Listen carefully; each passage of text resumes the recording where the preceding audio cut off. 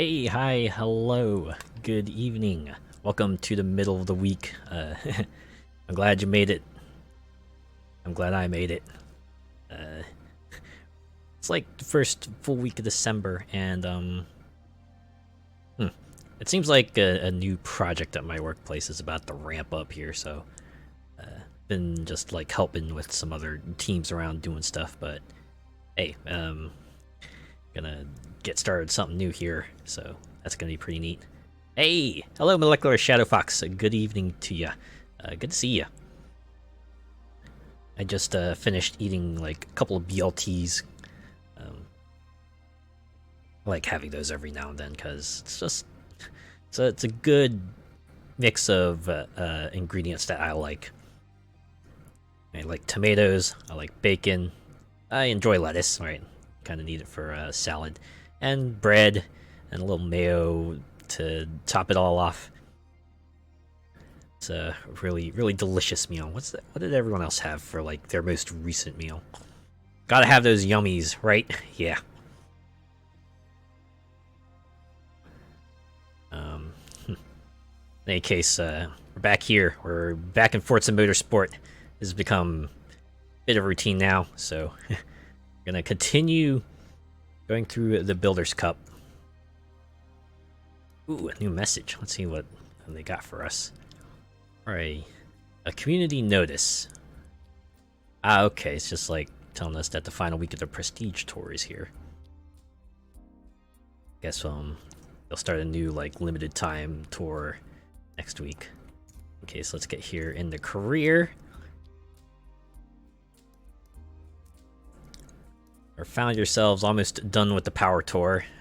First, we're gonna take on the C8 challenge, where we'll drive some Corvette C8 cars, and then after that, it's off to the Legacy Tour, where we'll race a bunch of retro cars and start off with hatchbacks. I did some homemade fries with some gravy and roast chicken breast slices. Ooh, that's a good hearty meal right there.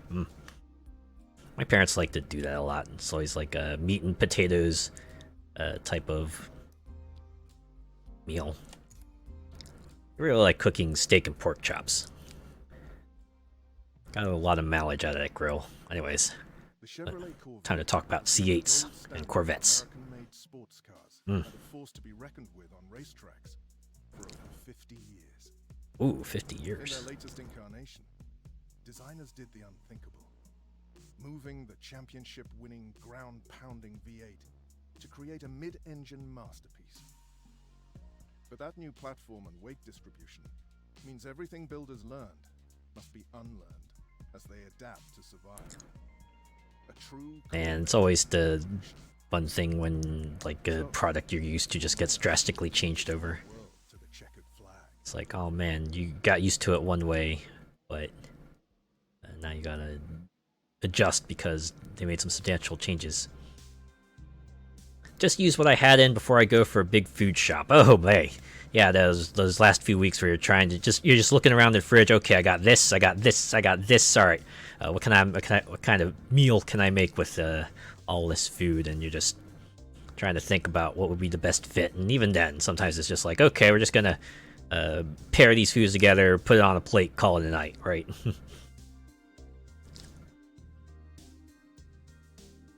That's like the basis of what people might call like a struggle meal or a girl dinner. Boo Chevrolet for making it mid-engine like a 458. Oh. Let's see, I could get something cheaper here. The Corvette Stingray Coupe. I could get the E-Ray, but that's like over twice the price. I think I'll just go with this Stingray, actually, because it has a Stingray in the word. I can change the colors anyway, so won't make too much of a difference. A firm staple as a desperation meal is baked beans on toast. I've heard of that. I heard like beans in the UK tend to be like sweeter than they are Like our way we make we process beans in the U.S. and like store them. They tend to be like more on the savory side. But I can perhaps see why beans on toast might be a good meal there.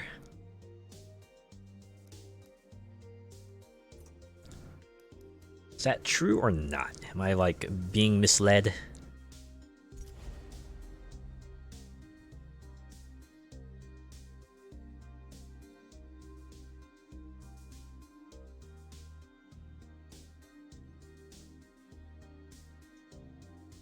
I have to admit, it's like awfully similar to what my parents used to serve as breakfast some mornings as well, where sometimes she'll just like make us toast, right?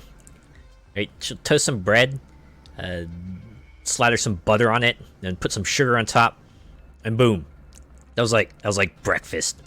Sometimes, just some sweet toast.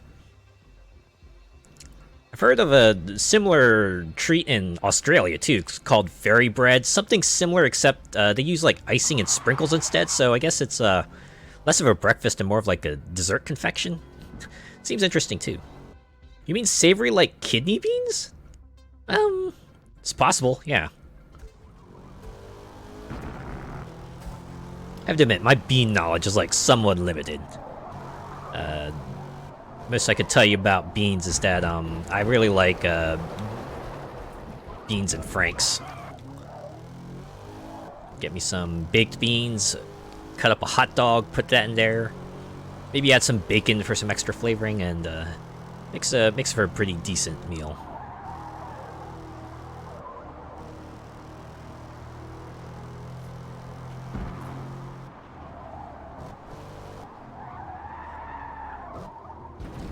Boy, this car's turning is a... This is something I'm gonna have to get used to. Can't really gun it across the curves. Gotta slow down. Take it easy. Heinz Franks and beans is so yummy, paired with some fries. Yeah, fries seems like a good combo to that, especially when you take the Franks into account, right?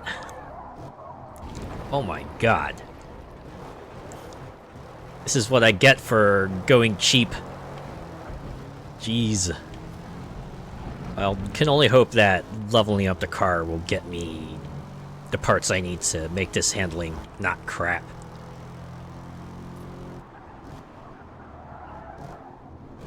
I gotta take these curves like extremely easily. This might be like the first time in a long while I don't start at the back of the pack, because I don't feel confident enough in taking these curves and getting ahead of 23 other competitors. I'm willing to sacrifice a couple bonus credits if it means I can get myself a good finishing position. That understeer, though. I guess there's an upside and a downside to everything, huh?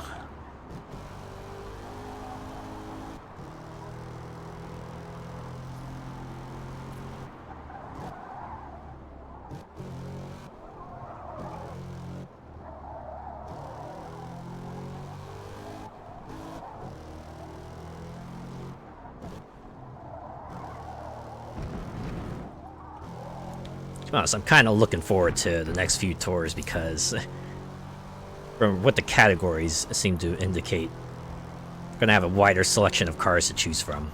So that'll be pretty cool.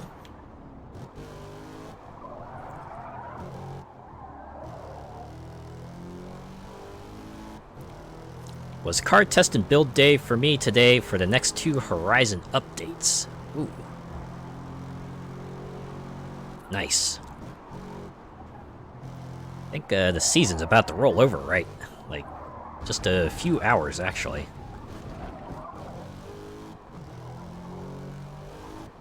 Thankfully, I went and got my 40 points this week, and... Oh, wait, I should probably get back in there, because I still need to get, like, a few more points so I can get the seasonal car. Even if it is, like, hard to find and non-exclusive. I I have to say, I give them a lot of crap, but these two updates are great. Yeah, I enjoyed them myself.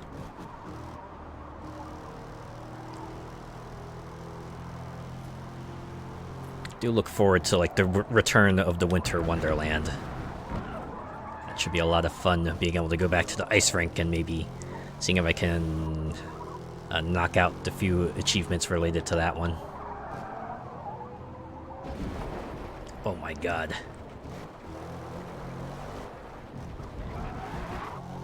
Nice that they haven't recycled the ice rink. It's all new. Wow, that's actually good to hear as well. Trying to keep it fresh. Even 2 years later, they're still trying to put in a couple of new twists here and there.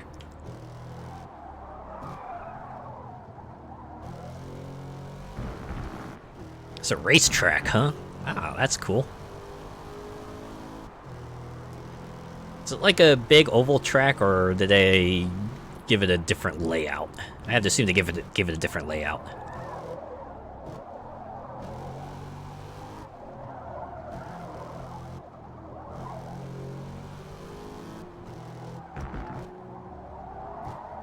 Oh, jeez.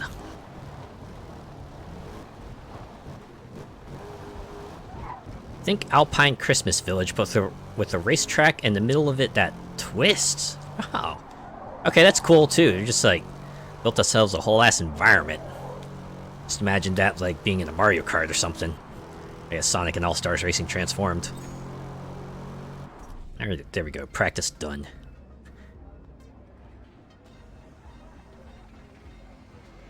Yeah, that. Imagine them utilizing the stadium to be more than just like a big old race environment. Although a big old race environment is fun. I wouldn't mind seeing what kind of scenery they pull off there. Right, can I tune the car? Oh no, I think I can only affect the values here. I can't really I can't really do anything about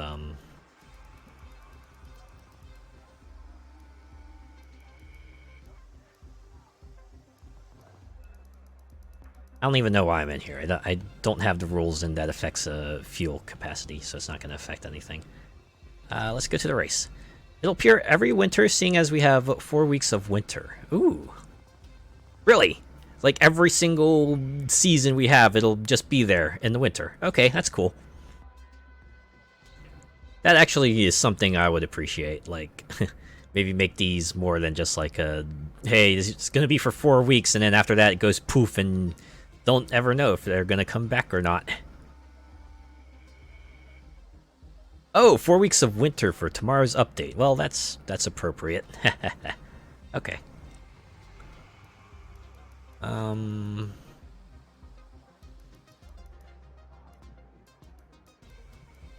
okay. Even the game is like a little unsure. These last few positions here, they're like, yeah, we're not going to guarantee that you will even get first.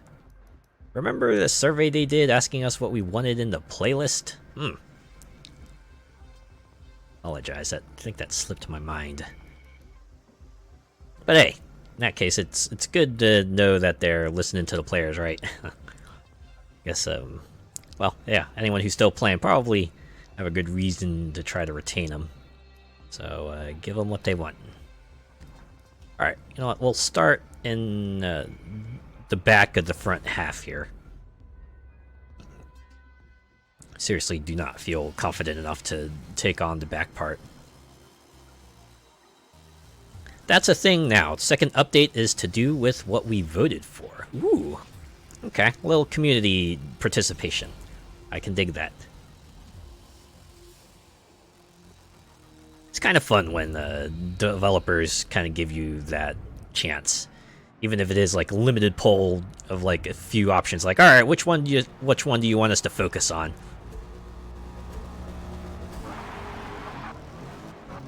Does feel like you get like a little bit of say over what they do next, so, which is pretty fun. Granted, there are times which people wish certain companies might act faster, like say Minecraft with their mob updates.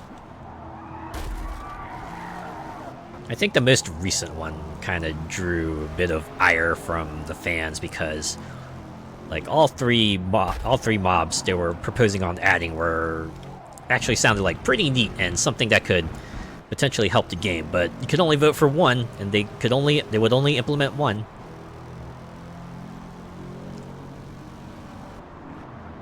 Could imagine why they might go that route. Don't want to add in too many interactions lest you like break the game in a ton of ways. Control the additions, then you can at least try to iron out whatever bugs might pop up with the addition of one mob, but still. It's like one of those things you hope maybe the others will get implemented, but just like later down the line. Oh boy. Not surprising that the most requested evolving world was the neon lights. That was like a pretty rad one. Just seeing the airport just get decked out in cool neons.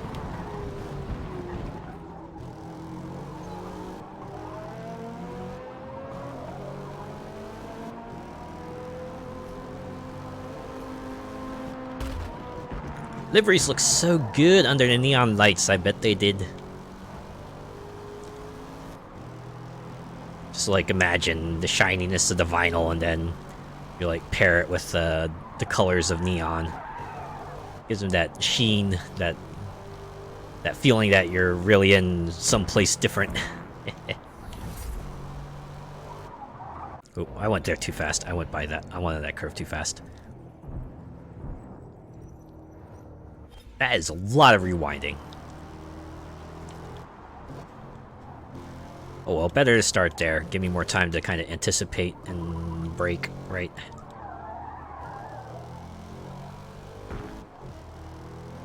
Yeah, an impromptu synthwave album cover. That much is certain.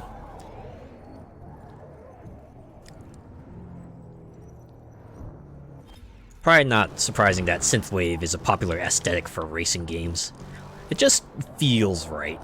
Nothing screams more 80s than just a long drive down a road. Seeing the scenery pass by with like the radio going on and the wind rushing by.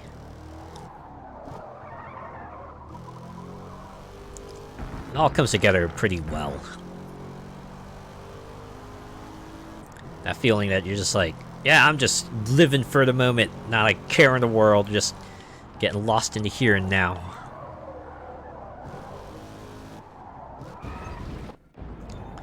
You see like a Lambo Caltac and the pinks and blues, just all fits, right? Nice cool convertible, nice angular car. One that's probably sleek looking as well.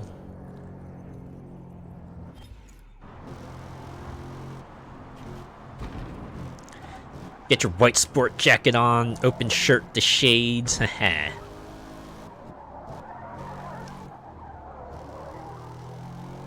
Just put on your hottest swimsuit. Get on, let your hair down.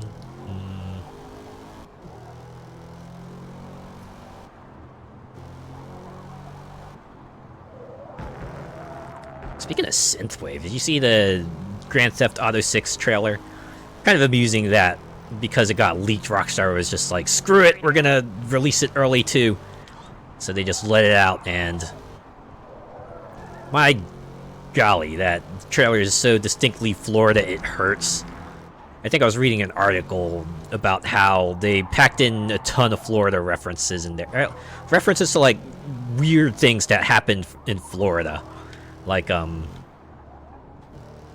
guy with like a ton of tattoos who was getting, charged and jailed, and the alligator just like walking into a store, and a guy pulling an alligator out of a pole, and a policeman running after another naked dude. Apparently, it all happened in Florida. You did? Ah, nice. It's nice they're giving Vice City some love. I think people have been wanting that for a while, right? After 4 returned to Liberty City, and then 5 returned to Los Santos. People were expecting Vice City to get its due, because it was like the last city from the PS2 era to not see any love like that. But hey, it's here, and it's gonna look better than ever. Vice City and San Andreas were peak GTA for me. I think a lot of people would agree with you on that. Kind of felt like the point where GTA hit its stride, built on everything from the previous games, and like gave you that big old sandbox and let you feel like you could do anything you wanted in there.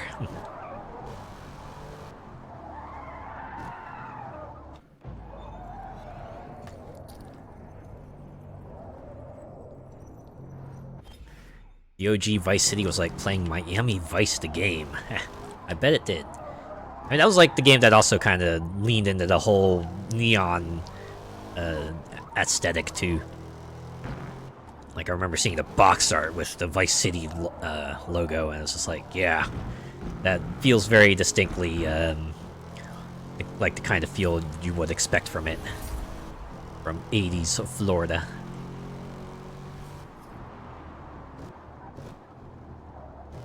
The pink palm trees and all that. Oh, yeah. Not to mention Vice City had the protagonist that like was able to speak after 3. Had the guy who's just like completely silent, you know, your classic mute protagonist. So Tommy in Vice City was a dude with with a proper personality and everything. He talked back to all the other folks, and it was fun stuff. 90s Florida mixed in with some Scarface. That feels appropriate, right?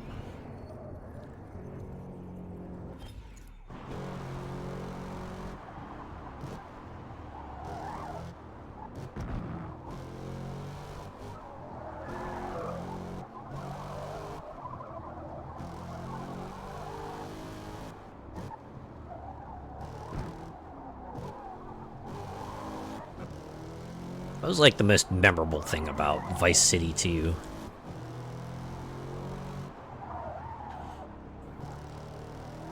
Oh yeah, it's always the fun part about open world games, just deciding, hey, I'm just gonna go explore the environment, just gonna explore it a bit, mess around. Sometimes you just, yeah, get on and cruise around in a supercar. Just get yourself a little bit of escape, feel like you're on top of the world. As you probably are once you beat the game.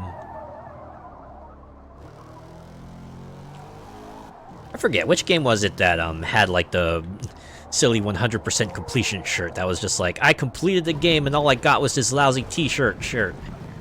I always found that funny. It's like, congrats on beating the game. Here's your prize, a cosmetic. That's all about how you beat the game, 100%.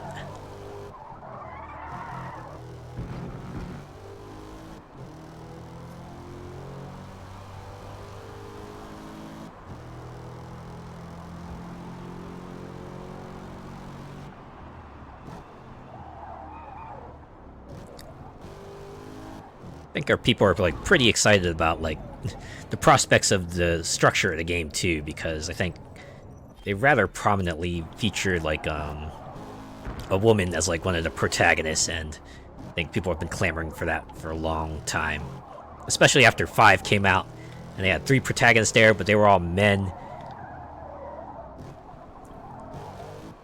The only way to play as a woman was to like go to GTA Online, but now we got this, and hopefully they'll do the story some justice in that manner. It'd be kind of cool to see what kind of story unfolds for our GTA 6 protags. Good work out there. We finished P1. Wow, I'm like one of 3 people in this lineup. Oh wait, no. No, there's more here. Okay. Forgot to scroll. Forgot I could scroll. Anyways, a lot more people picked up some SPI cars. Alright. 1 down. Several more to go.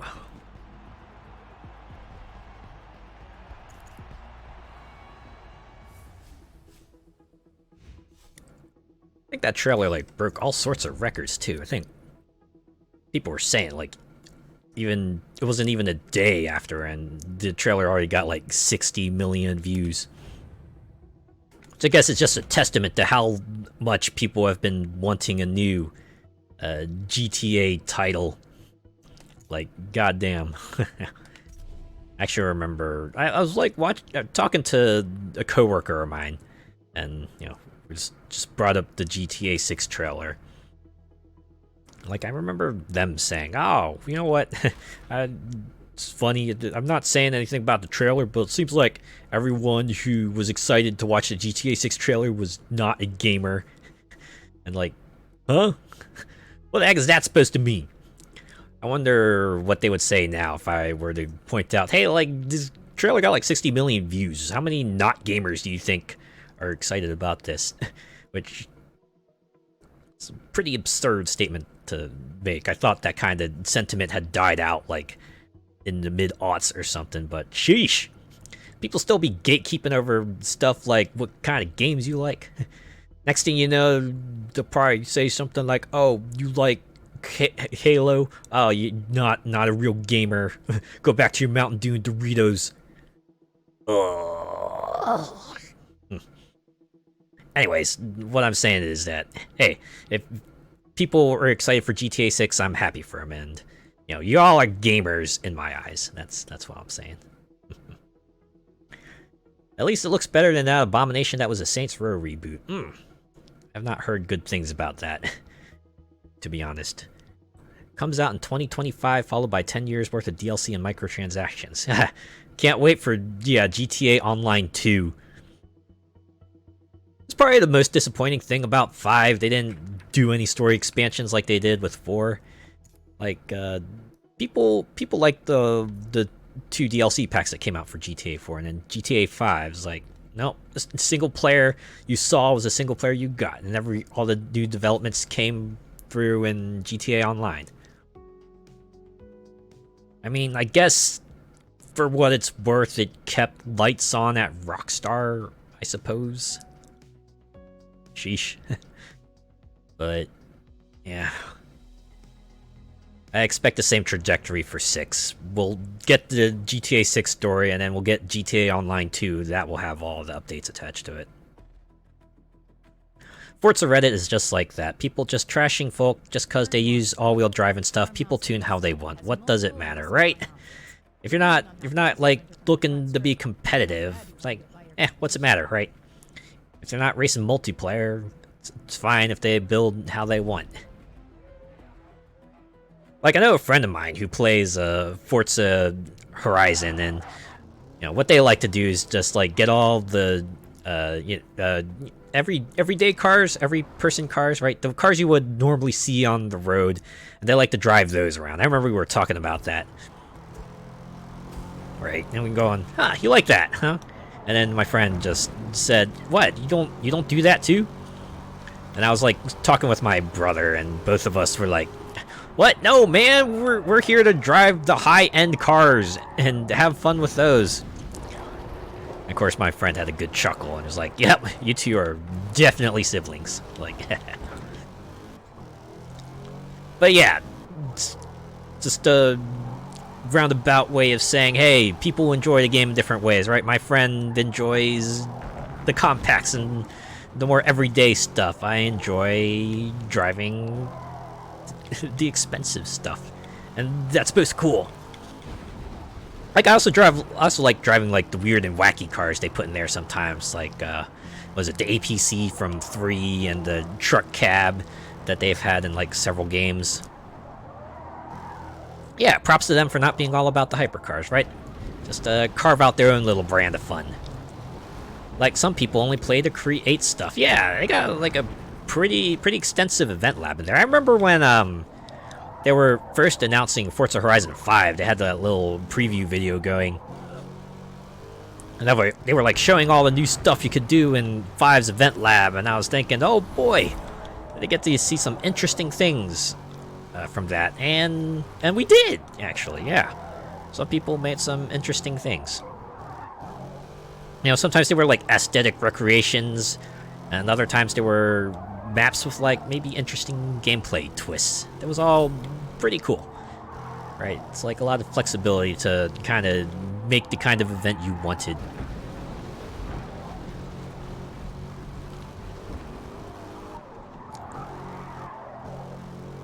Or there's also the livery part of it, right? The vinyls part. People playing with those, quite frankly, antiquated art tools and making cool stuff out of it. Like, I imagine most of them have it down to a T now. They know what to do in order to create the kinds of art they want. That's me, vinyls and liveries. Ah, yeah. Right, everyone's got the thing they're into. And that's cool. Yeah, it's astounding how quickly people work sometimes, right? Especially since I've like gotten into like the VTuber scene now. I'll just see like, you know, a group just like debut, and then maybe not even like a few weeks later, you'll see like a livery pop up in Forza for some of them. It's kind of crazy, but also pretty cool. Or, you know, a new like series comes out, new anime series or something like that. You'll see like a livery related to that series in due time, sooner or later.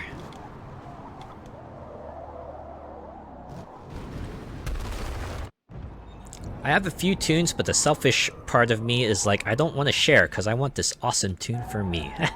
I get that feel. You just want something you can call your own. When the people see it, they know who you are.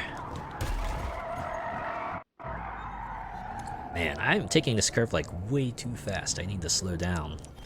Like much earlier. Like right here. Gotta remember, this is a practice lap. I don't need to prove anything just yet to everyone else.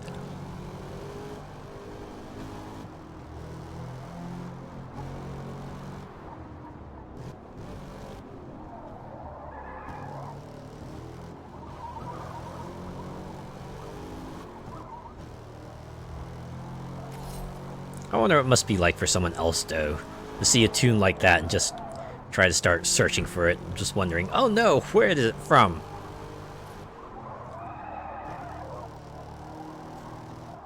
I imagine there's got to be like a handful of people out there who must have taken some Xbox screenshots for the explicit purpose of recording that livery and then subsequently trying to hunt down where it might be from.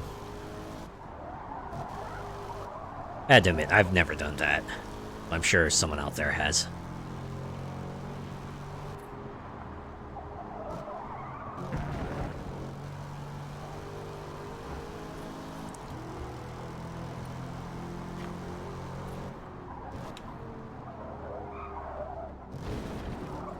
Oh man.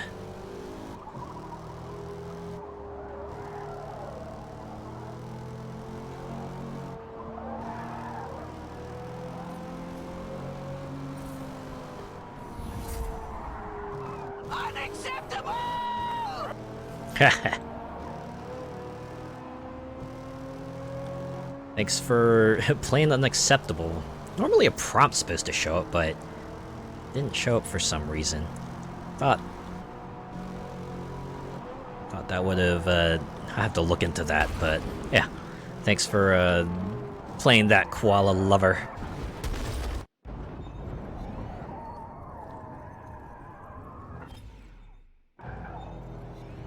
It's not easy to keep switching screens to see an image you're making.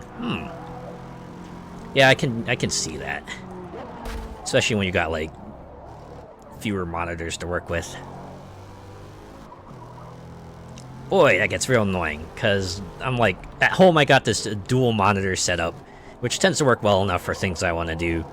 But at work, I'll usually have just like a single monitor for my workstation, so my work usually requires me to kind of switch between windows, and you can imagine that gets annoying when I have to swap between my reference window and the window in which I have to like do my work.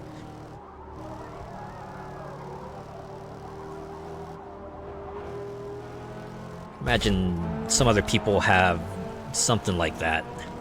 where you know, they have their workplace might just be like a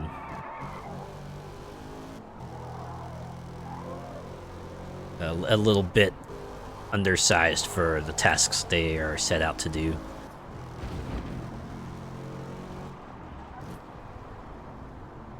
I have a 3-screen setup, but I use all 3 for Forza when I have my sim rig all set up.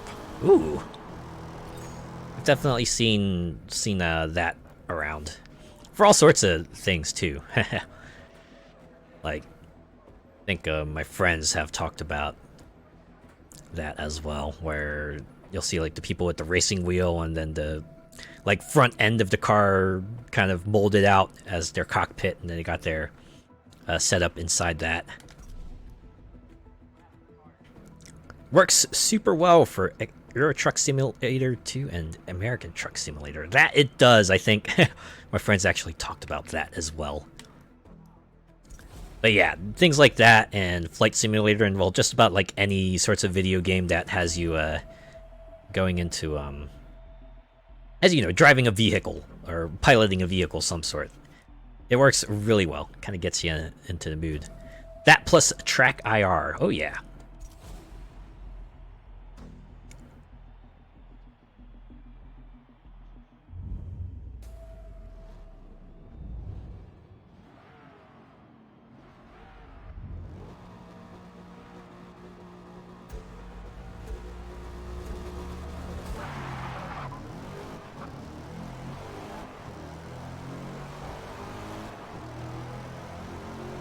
But yeah, it's always wild when you see things like that. You see people really, really kind of get themselves immersed into that sort of game. It's pretty cool, right? Because, you know, everyone's gonna have that thing that they're really into, and for those folks, it happens to be, you know, driving games or truck simulator or flight simulator. I think my friends are also actually talking about how some people will play Flight Simulator, and all they'll do is just like role-play air traffic controller, right? They won't even like fly the planes or the copters. They'll just be there to kind of direct everyone else at a particular airport, which might sound crazy to some of us. It's like, wait. But is that fun? Apparently it must be. Or at the very least they find it relaxing, maybe. But either way, it's what they want to do, right? It's what they're there for, so hey, more power to them. I spend 8 to 10 hours driving a truck, then come home and do it again on the American Truck Simulator. I wonder if that feels cathartic in a way.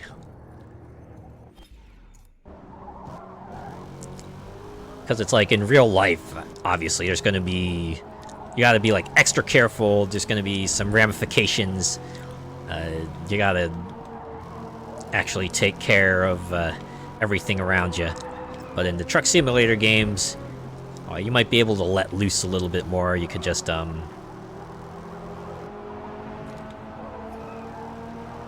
know, maybe a little bit more of a margin for error. I know some people like to still play it like super seriously.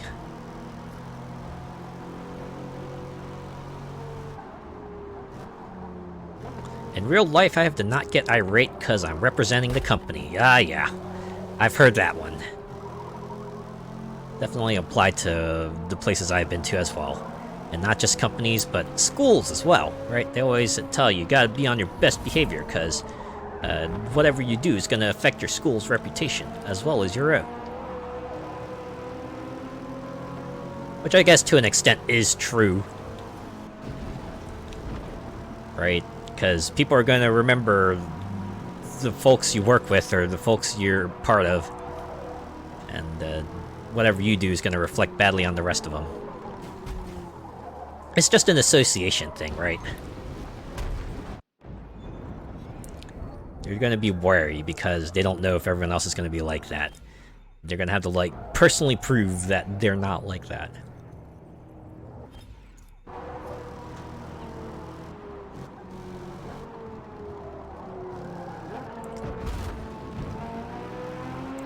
I remember people always said on job training, be very careful what you post on socials because employers can see it. Don't I know that? I've taken that advice to heart, right? Thankfully, I'm not like the type of person to ever do anything like extremely wild, so I don't have to worry about, you know, anyone seeing like social media posts of me doing parties or anything like that, because you know, it's not what I usually do. But yeah, I definitely read a ton of stories where employee got canned because you know, they posted something on social media that maybe they shouldn't have, or they said they were going to do something, but then they went on Facebook and posted that they were doing something else, and well, it doesn't take a genius level detective to figure out what's actually going on, and they get their butts canned for it, which is like, yeah, well, what what did they think was going to come? Did they expect like their bosses to not be on Facebook or something? Like, at the very least, you know, learn privacy filters, right? Like, you don't have to broadcast every post to everyone. You can choose to, like, maybe restrict certain posts to certain groups of people. Or, you know, make it friends only. And I guess in that case, you have to be extra careful. Make sure the people who happen to send you friend requests after you join a particular job aren't somehow related to your place of employment. I'm pretty sure that's been a thing. Can only imagine someone who might want to spy on their employees 24/7 just might create like a, or might like try to coerce someone else to try to become friends with them so they can get the insider scoop, make sure they're on the up and up. That might be a line too far, I think. I mean, don't get me wrong. You know, if stuff's out there in public, then they should be held accountable for it. But if they've like maintained some degree of privacy, then well, probably a reason for that too, right? Unless they're doing something like especially heinous, and probably no reason to like go try to pry every little detail out of them.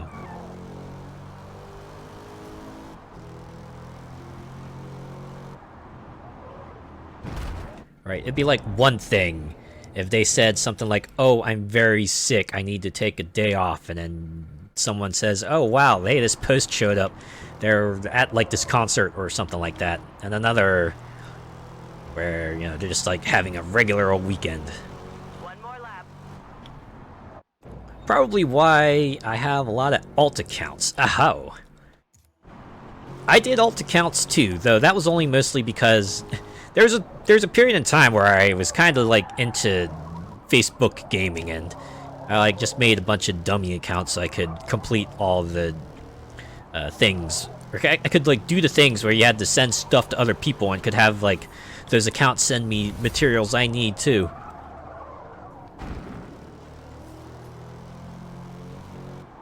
I think after a point, the particular game I was into just like shut down, and then I realized, maybe I don't need this anymore. I kind of just let those accounts go abandoned.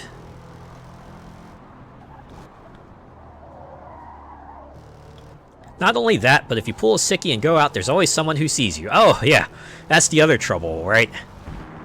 We see like your coworker out there just goes, hey, what? I thought you were sick, and then you gotta think of something real quick, but you know, deep down, they know, they're like, oh wow, so they're pulling a fast one on us, huh?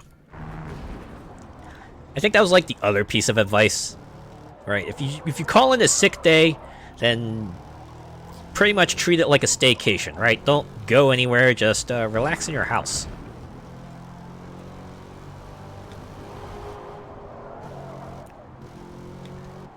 That way you have the like least chance of anyone finding out what you might actually be doing. Or, you know, if you're actually sick, then you shouldn't be going out anyway. Netflix and chill for today, right? I think it's like especially easy these days, especially since most people have the internet at their fingertips and, you know, can just like find something to do, whether it be watch stuff on Netflix or surf the internet, read articles, or surf social media, or like a variety of other things. I mean, probably wasn't too hard back in the day too. Like, I guess if someone were like into books or cooking or like writing or drawing or maybe just like watching television, they could do that. Well done. P1. Then again, I feel like television would be like height of boredom at some points too, right? Sure, you might just like decide to watch a show here or there for a lark, but once you kind of hit a string of shows you like lose interest in and just start flipping those channels and you just like kind of spinning through them. Or if you have a significant other, a duvet day. Yeah, right? The chill part. Sometimes you don't even need, like, you know, some sort of external stimulation. Sometimes you can just lie in bed with your thoughts, or with your significant other. Or, you know, your pet. Whoever is super important to you, right?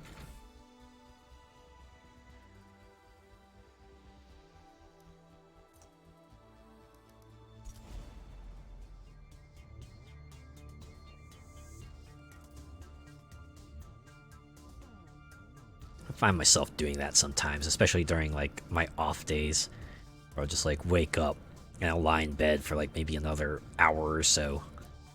Sometimes I'll just like get on my phone and start like reading random things. Other times I'll just like kind of just sit in my thoughts for a little bit. Road America is one of the oldest and longest permanent road courses. Snuggles are the best and are great for your mental health. Oh, I can imagine. Just like, you know, being there with someone who cares about you as much as you care about them. Just being able to enjoy the company of someone else. It's always a great feeling.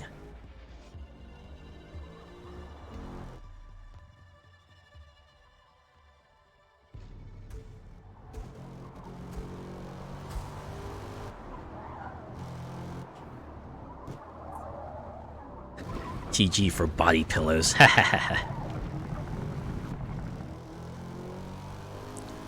They work pretty well too.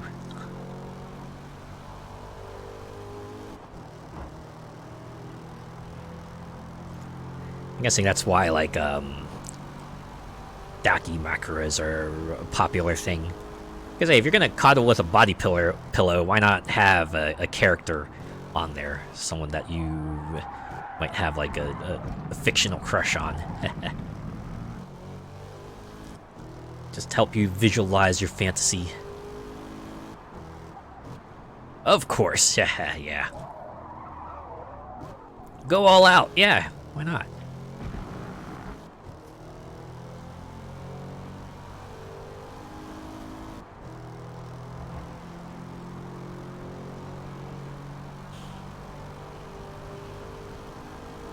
Ah, you have a few of them. Ah, cool.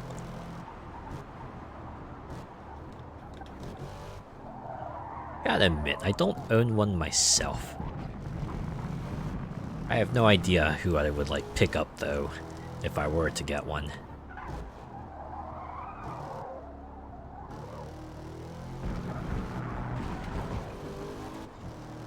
To be honest, I think highest on my list would probably be, like, Astolfo. Kind of feels like a safe pick. Probably a lot of Daki Makuras of him out there.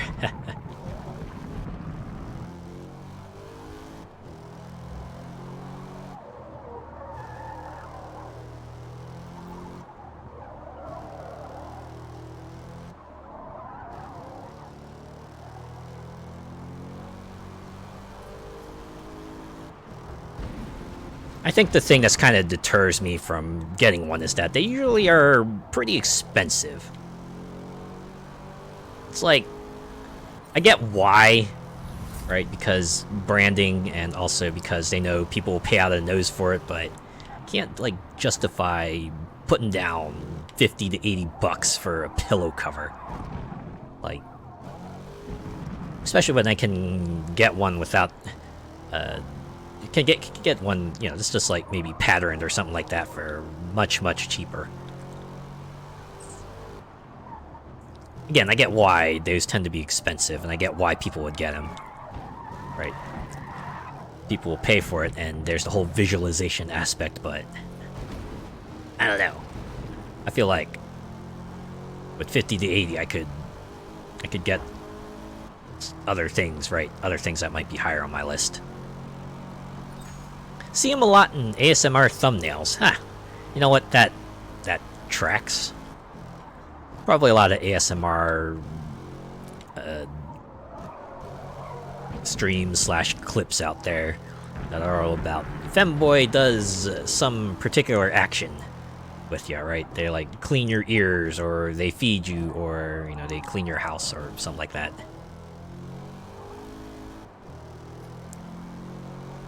Of course, I'm just scratching the surface. I know there are like much bigger variety out there. Imagine some of them are like really spicy as well.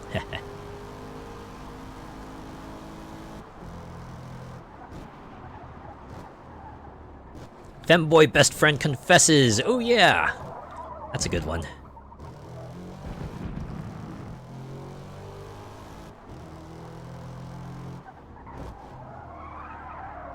I usually see it on Twitter occasionally. Someone just like put up a script. It's like, hey, here's a script for you. Go, you can try reading it out if you want, right? They may just make it like public domain, and it's like, yeah, feel free to just read it off and share it. Kind of fun seeing people just like put their take on it, how they interpreted it.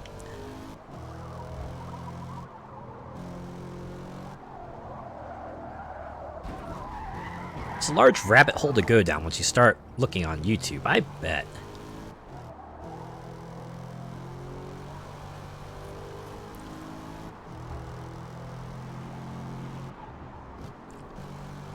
Like, some people kind of need that sort of rejuvenating feeling that ASMR can give you.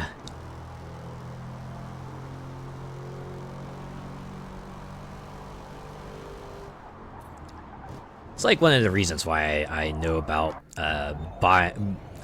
binaural microphones? The ones where you can like have two different parts of it, you can speak into it and it'll like hear the noise from in different ears. The sleep aid ones seem very popular. That's not surprising. I personally would like go for like a white noise stream in that case, something like a river flowing, or you know, windy, or like a night breeze or something like that. But I can see how sleep aid ASMR would help out. Nothing to help you get to sleep like an anime character whispering sweet nothings into your ear.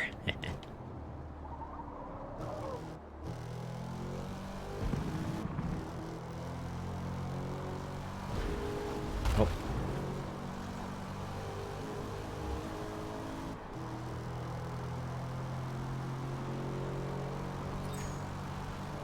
Oh, that was the practice. Still practice.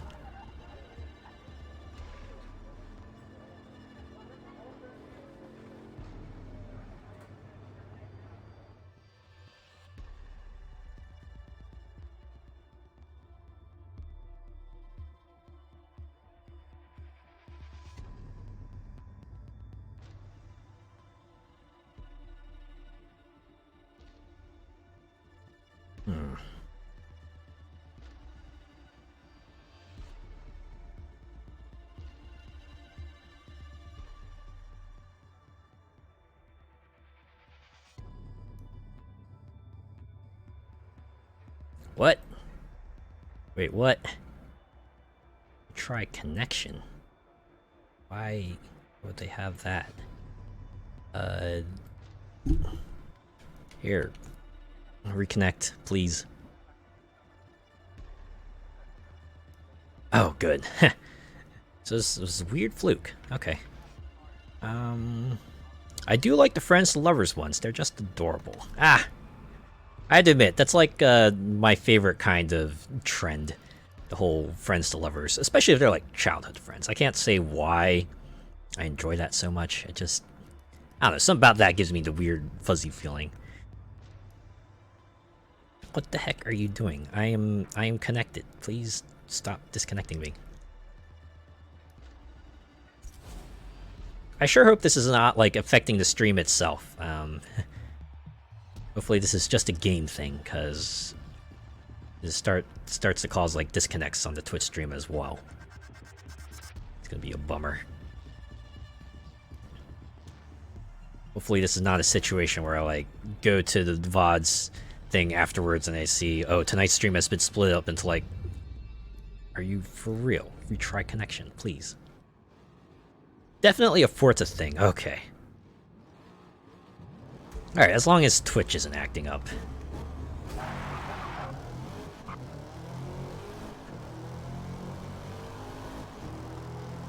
Yeah, that actually reminds me of a series that I watched a while ago. It was called, I think it was like How to Raise a Boring Girlfriend in English. I remember specifically because one of the characters there... Oh my god, really? I swear to goodness. At the very least, they have the courtesy to pause the race, although that might throw me depending on where they decide to pause me. But yeah, as I was saying, one of the characters in that series is happens to be like childhood friends of the main character, and she very much like just leans into the whole thing because she's pretty much aware of how that usually goes. Oh dear. You know, if I keep doing this, right, it's gotta work out at some point, right?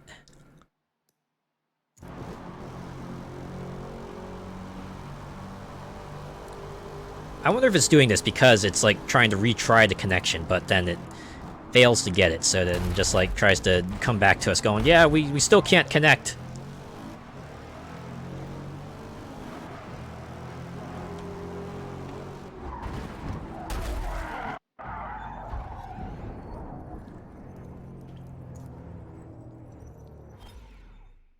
I think a lot of people would want a childhood friend they could possibly end up with. Yeah, something I find that completely endearing. Just like the idea that these two people, you know, have just been like buddy with each other for a very long time, realize, oh wait, we're actually starting to have even greater feelings. I think I read somewhere that most of the time that's like not something that happens very often. Right, most of the time they just like remain platonic friends, but I don't know. I kind of like it when the series just always goes further with that. Yeah, I want us to be more than friends, right? Something like that. Realize they spent all their lives together, and now they just want to spend, you know, all their lives together. It just works out. One of those places where familiarity does not breed contempt, right? I don't want to play free play online. I'm like in the middle of a series here, game.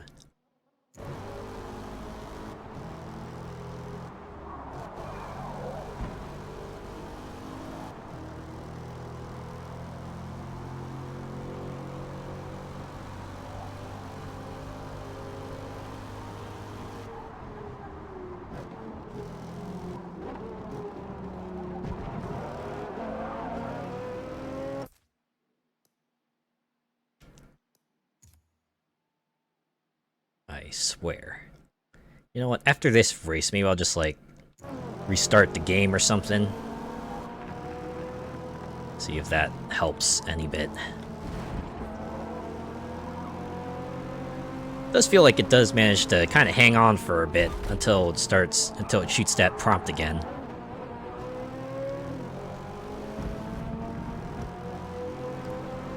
Might have gone like that for me if I'd been at school with my boyfriend.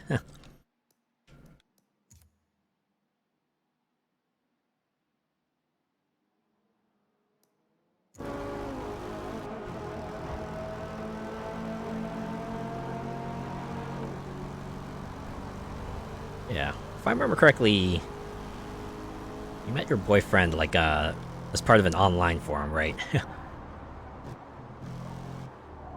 I can imagine it would be pretty cute if you like did go to the same school together and then realized, oh man, I want to start dating you.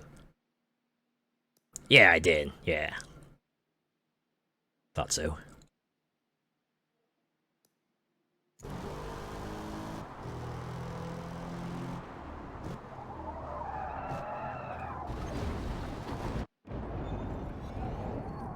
"6 years this year. Ooh, congratulations.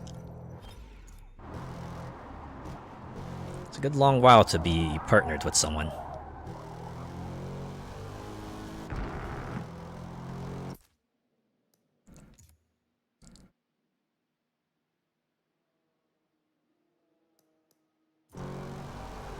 Longest I've ever had. Ah.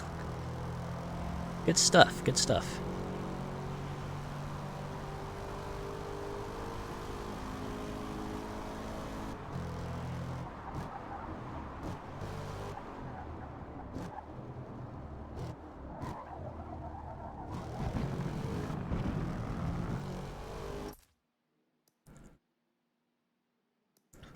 Yeah, I'm gonna try to power through this not connected thing for this race, but then yeah, I'm definitely gonna restart the game to see if that helps anything.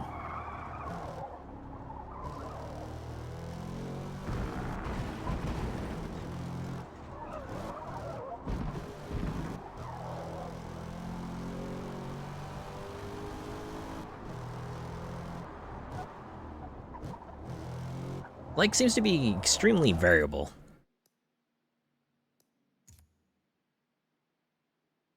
Like, I'll have, like, longer stretches, which I don't have to worry about it. And then other stretches where it feels like it's only a short amount of time before the prompt comes back up. Bit annoying, too. It's kind of thing where you wonder why they might need, like, a persistent online connection. Because I'm playing a single-player campaign here. Do we really need to do that? It's like, is there anything that's gonna break if I don't have a constant online connection?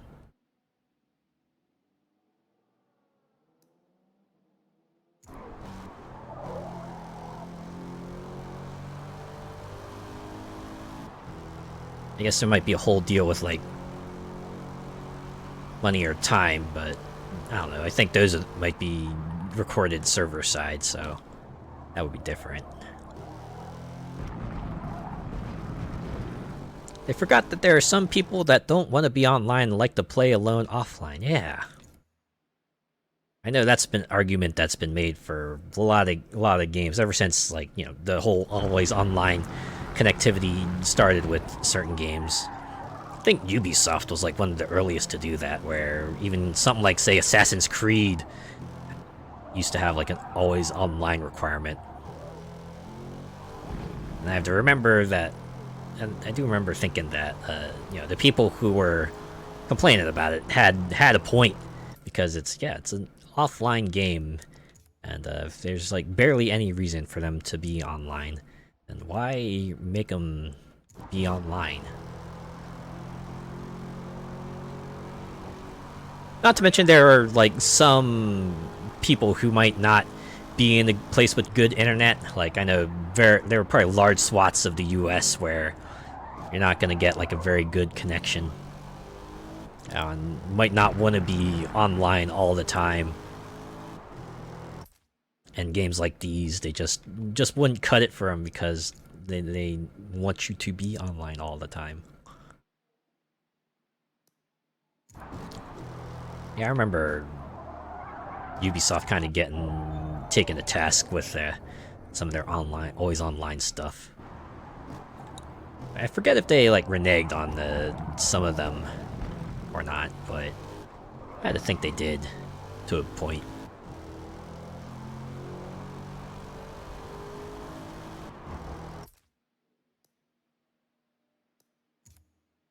I don't know. I just remember a friend of mine a long time ago who was like vehemently against Ubisoft for that reason. Because of their always online stuff for video games, they would not buy a single Ubisoft game. Like, up to the point, I remember talking about Rayman Legends, because that was like the one game where... Or Rayman Origins, I think? Well, either way, it's like one of the Rayman games, those two Rayman games where they didn't have that kind of thing, and even then my friend was like, man, I ain't gonna buy that, not because of their online stuff. I'm like, well... I don't know, this is the one game that doesn't do that, so I'll buy it, because, you know, that's because hopefully it'll show them the kind of stuff I want, right? Of course, now I know that's probably not likely, but I can at least feel better knowing that. Especially since, you know, Rayman Origins and Legends were, like, very fun, very good games. It is a surprise, too. I don't think anyone expected Origins to come out as good as it did. Oh, man, that's a game I want to put on the short list. Origins or Legends, or maybe both of them.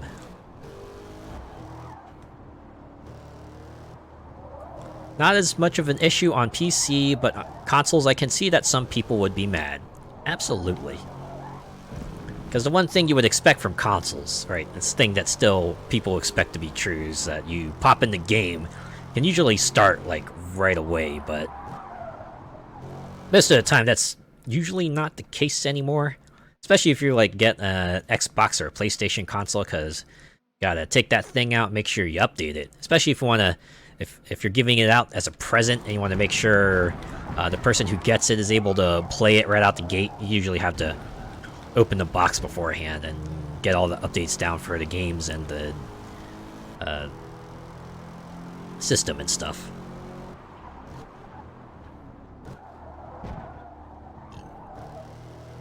It's like one of the things I can appreciate about Nintendo, right? Even though they do have game updates and stuff too, they at least make it as non-intrusive as possible. You can always skip the update and save it for later, and there's no limit on how long you can keep those updates at bay.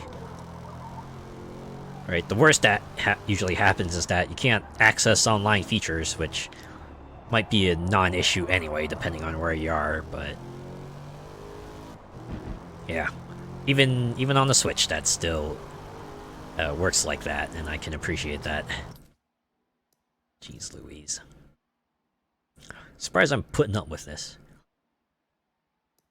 I feel like it's a weird thing for me. I have a much higher tolerance for bullcrap than most other people do. I feel like most people, after receiving a prompt like that for like the 10th time or something, would probably just like quit, and I would not blame them for doing so. But here I am, just still going through this race. Just having that prompt just interrupt me like every few seconds. I'm like, alright, please hold. I will address you in a bit. But yeah. Anyone else who sees something like that and just be like, I'm done, I would not blame them, but I don't know. I hear just like, yeah, I'll put up with it. I'll put up with getting interrupted. It's like me when I'm surfing online, I get smacked with ads. Or at least ads that slip through the ad blocker that I use. I had a similar thing in Horizon, the whole poor network conditions notification. I feel like in Horizon, at least, they try to tell you at first. Usually have the pop-up. They don't, like, you know, pause the game, then throw a window at you that's all like, hey, your connection's poor.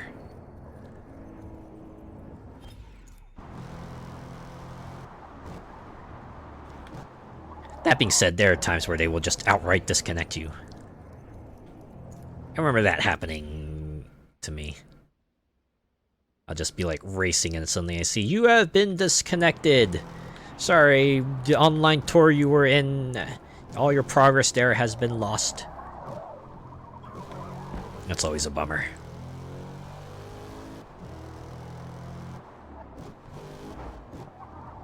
Yep, usually in the trial or in a convoy. Ah, that's the worst. You think you got this nice motley crew of friends that you managed to gather here, and suddenly you just disappear. You're like, oh man, I didn't even get their names.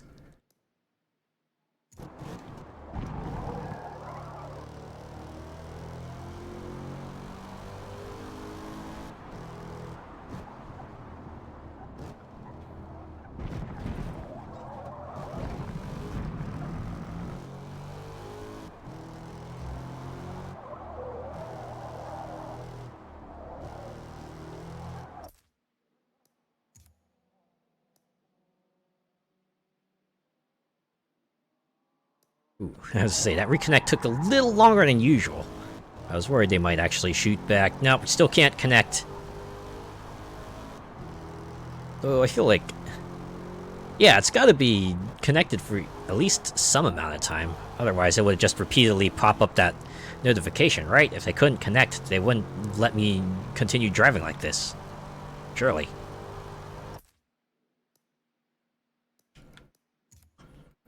And the pain if it happens in the arcade where you want the points. Oh my god. Especially since those only pop up like every 15 minutes. At least with the, you know, a convoy, a trial, or a tour. You can get right back in there. Granted, it might not be with the winning crew you had the first time around, but at least it's not on the schedule.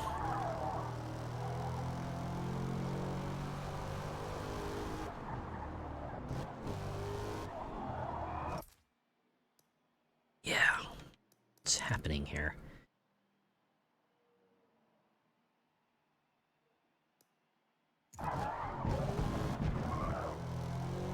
Like, it only started happening for this race, too.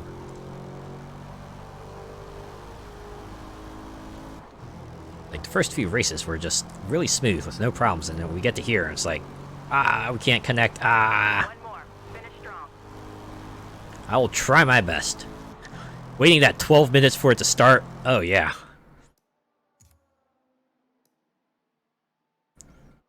You're just like parked there, and you're thinking, alright, maybe I'll just like go do something else in the meantime.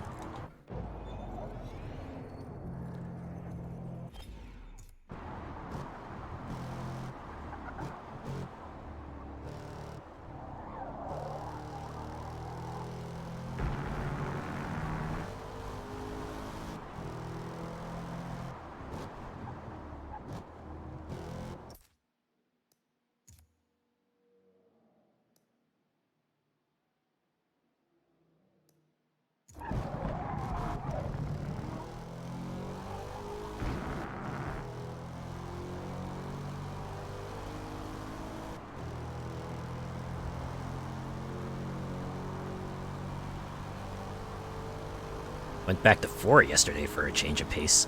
Still super busy with players.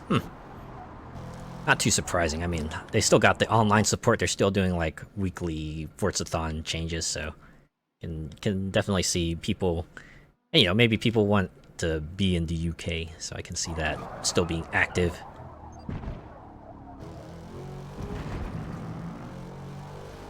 You know, I still have yet to play Fortune Island from 4. Like I said this long ago, but I've been saving that as like a kind of like a rainy day sort of playthrough.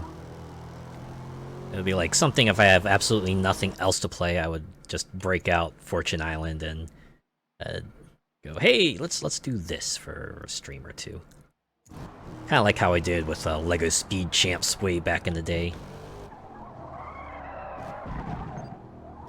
It's a lot of fun. I have been told that by a lot of people. Like, my one brother who's played it as well says that he greatly enjoyed it. The intro alone is just chef's kiss, I bet. One thing Horizon doesn't skimp on, it's the intros. Like, even the DLC intros tend to be pretty exciting.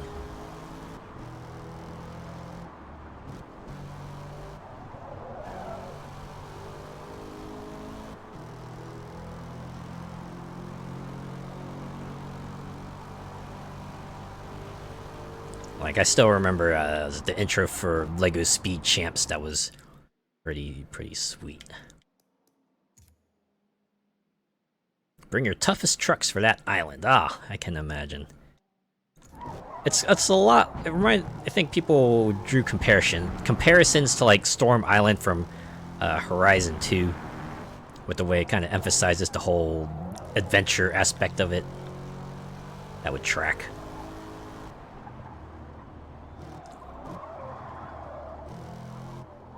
Guess it makes sense, because it's called Fortune Island, so imagine anyone who would go there is seeking fortune, right?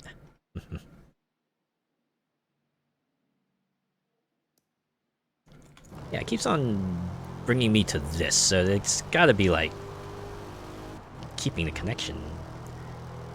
It's just not maintaining it for some reason. Can't fault any game that includes an Aurora Borealis. Ah, yeah. Well done. Makes for a great background. P1. Something about it just like gives that sort of mystical feel. Keep retrying, please. I need you to record these results.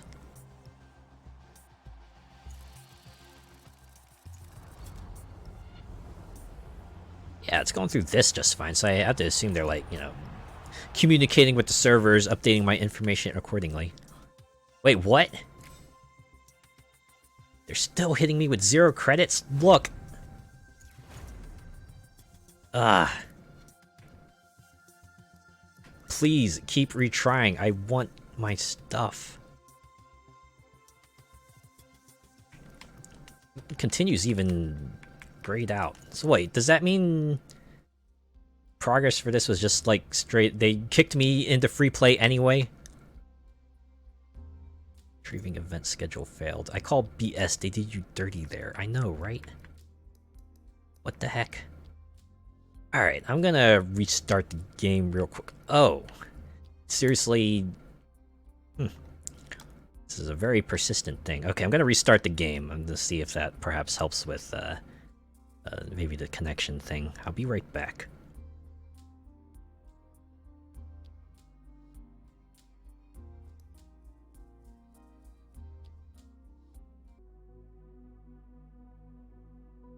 Hey, hello. Thanks for waiting. Man, it's really weird, right? Not only did the game not start back up, also couldn't, like, start up the power menu for some reason. Like, I could get into the start menu just fine, but when I clicked on a little power button, I didn't get, like, any power options. I tried, like, hitting Control, Delete to see if that would work, and I didn't get anything there either. And then send me to, like, you know, the alternate screen where I could choose to, like, either restart my PC or shut it down or bring up Task Manager or anything like that. But, I don't know. Seems to be working fine now. Like, did spin... That wheel, like, at the intro screen did spin a little bit longer, and it was, like, doing that whole variable spin rate as well, but, yeah, let's get back in here. Get back into the career. Hopefully, things will hold out. Sheesh. God damn. So, we gotta do this again. Alright. I wonder if I can do like a performance upgrade. This might be one where I might just actually just skip the practice run. Just get right into it. Because we already lost a bunch of time, you know, going through that race, and we're gonna have to go through it again. Yeah, the fact that you get like 0 credits for, you know, a race that you clearly went through, and you think they would have tried to, like, at least give you some compensation, but I don't know, I guess whatever they have in their system doesn't quite let you do that, but... So yeah, it must have been the case that they would retry it and just let you continue playing the game and then get you back in there. But yeah, I'm just gonna, let's see, exit, skip practice, valuable credits and car experience. Nah, not this time. We need to get back into here. We're already running a little bit behind.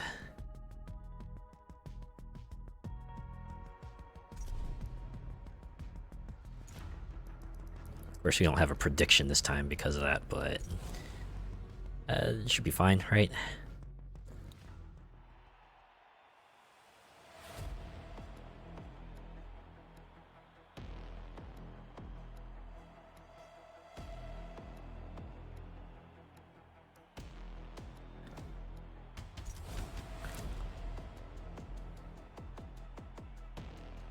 It's weird too. It's like I was like looking online to maybe see if this was an issue elsewhere. I was able to access other sites just fine, right? Like, I could go on my browser and, like, you know, go search in Google, hey, is there an issue with Forza servers tonight? And I would get results returned to me that were up to date and everything. Oops. So, I get the feeling this was probably, like, mostly the very localized PC problem. Like, something about the PC just did not want to play nicely with Forza at that moment. Thankfully, a restart seems to have done the trick. Maybe I should do that. Maybe I should, like, just give my PC a good restart before I start, like, a Forza Motorsport stream. I don't know, it's like the Forza games seem to be, like, extremely resource-intensive. Like, I know I had, like, problems with Horizon as well. I'm sure if you've been here for some of those Horizon 5 streams, you've probably seen, like, weird patches, weird kind of, like, glitched out textures and stuff, and, you know, game ran fine otherwise. It just had display issues. Although that doesn't seem to be the case anymore. I, like, run Horizon 5 these days, and I'm like, yeah, I rarely reach a point where I see, like, you know, weird glitched out textures or anything like that on the road and the field and places like that. Well, I can at least say that this has managed to hold so far, so I'm at least feeling confident that maybe we'll get through this without any more issues.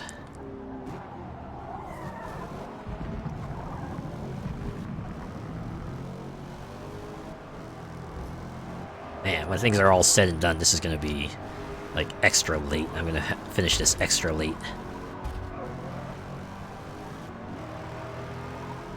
It's going to be wild, y'all.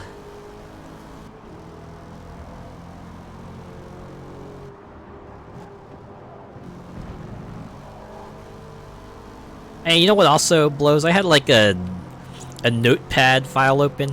So I actually did something different tonight, and I had, like, I typed out a bunch of topics that I perhaps wanted to touch on tonight, you know, just in case the conversation perhaps went a little quiet. But now I don't have that anymore because I had to restart my PC and I forgot to save my notepad file. I should remember to do that. Just, like, create a notepad file that's just, like, topics, and open that up and just, like, you know, think about, okay, what happened recently that would make, like, a, you know, a good point of conversation, and make a note of that, and then I'll have, like, a list of things I can go down when things start running dry. Like today, oh my god, there were a whole bunch of cool game announcements happening today. I think the first one I took note of was the DLC for Shadow Gambit, which also happens to be the Mimimi company's swan song, because it did say they were shutting down after they did their post-launch updates for Shadow Gambit. 2 whole packs and the free update on top of that, so they're going out strong. Incidentally, I did want to, like, maybe try out Shadow Tactics once I finish off Sea of Stars. Get into that, because I remember playing a demo for Shadow Tactics. I also played a demo for Shadow Gambit, and I was like pretty intrigued by it. Right, it's like stealth RTS where you're controlling a bunch of characters directly, and you gotta try to get your way through a level, complete the objectives and stuff. All the while. Yeah. Perhaps a bit ashamed I didn't try it earlier, but I do want to give it a go. Like, that kind of game at least fascinates me. That I want to see what it's like to play it.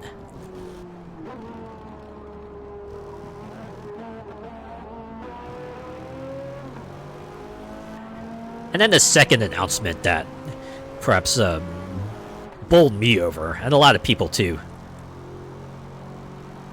was the next Vampire Survivors DLC. Like, did anyone see that? It was like Among Us. Yeah, this is a straight up crossover with Among Us. can play as crewmates and imposters. And apparently the map that they're going to introduce there is like the police station from Among Us. It's like interesting, because you think, yeah, Among Us itself is not, right? It's not a very combat-focused game. Sure, there's a lot of violence and stuff, but it tends to be like more on the funny hee-hee-ha-ha side. It's like window dressing for what the game actually is, and just seeing them in sort of like a survival roguelite type of game, just, it's real interesting, and should be cool. They even had a whole animated intro. I know the other DLCs have had pretty extravagant intros as well. And Vampire Survivors is supposed to be getting an animated series, if I remember correctly. But yeah, it's not bad for what was like a little $5 game that wasn't even. I don't think the dev even thought this would like take off as much as it did. But hey, it kind of hit a unique market, right? It was kind of the first of its kind, being that sort of head empty type of game where you're just a person, you kill dudes, you level up to get more stuff that allows you to kill stronger dudes and more dudes. It's what I like to call like a head empty kind of game. You don't have to think too hard about it. You just like maybe shuffle your character around here and there and watch the numbers go up. And it's all super satisfying when it comes together. Like, if I remember correctly, someone said that the people who worked on that game also did slot machines and stuff, which actually explains a lot. I can imagine that it explains a lot, especially the treasure chest opening animation. I think that was like the thing that kind of really hits the serotonin levels, right?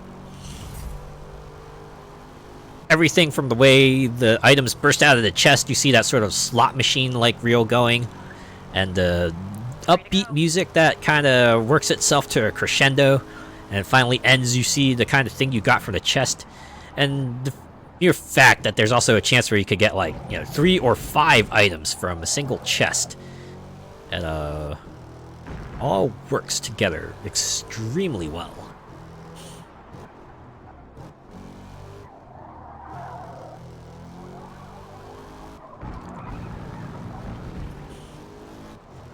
Especially since, the 3 and 5 item chests are, like, musically timed at the end.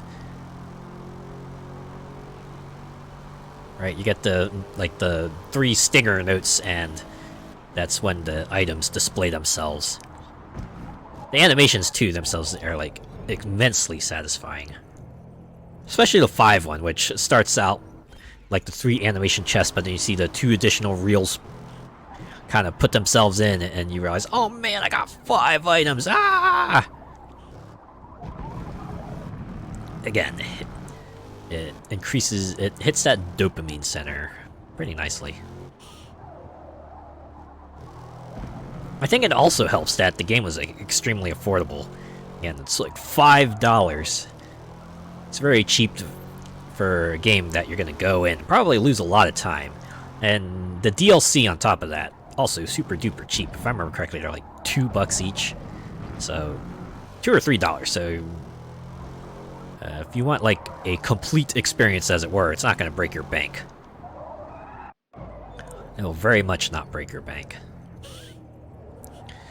Like, I remember playing it a lot during early access, and just right when the new content came out, I would try to get all the achievements associated with it. I'll kind of call it a day, and then come back when they put out more content. Ultimately, ever since I started streaming, I've been following a different procedure where I kind of just hold off anyway, because I know that Vampire Survivors will probably get updates for the foreseeable future. Right? If not DLC, at the very least post-launch.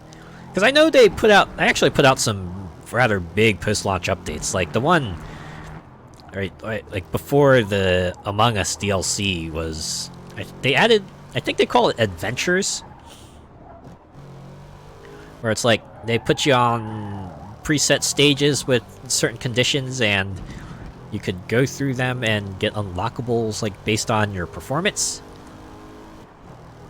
And while it is free, there are some parts of it that you need the DLC to kind of get access to, but it's like pretty cool.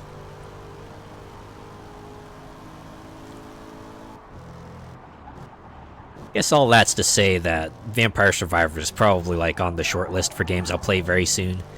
So I think what was it the emergency meeting DLC is supposed to come out the 18th, I think, which is like 2 weeks from a little less than 2 weeks from now. It's gonna come out like the week after next week, so I could probably slot that in like right before I leave for Christmas break. Speaking of a break, what is like everyone's holiday plans? Because I actually have some like bigger plans for the for the Christmas holidays. I might go traveling a little far to visit some family. Been a while since I've seen them, so I'll probably be happy to see me, and I'll be happy to see them. I know especially my nephew will be very happy to see me. He's always asking about me. Like if there's like even a remote chance that I'll be around, he'll get like super excited.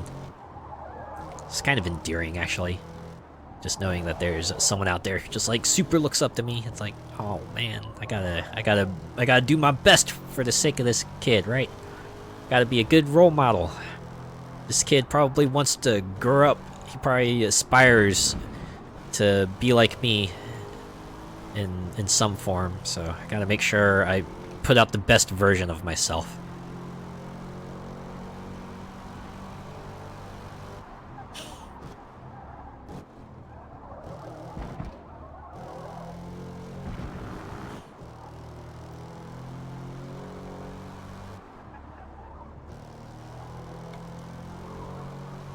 I guess on a side note, I do think I figured out why the sound alert bubbles did not show up.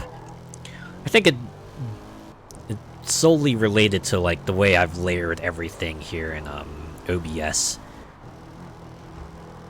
I think I put the layer for the sound alerts like below the layer for the game, so it was showing up, but it was just happened to be under Forza Motorsport.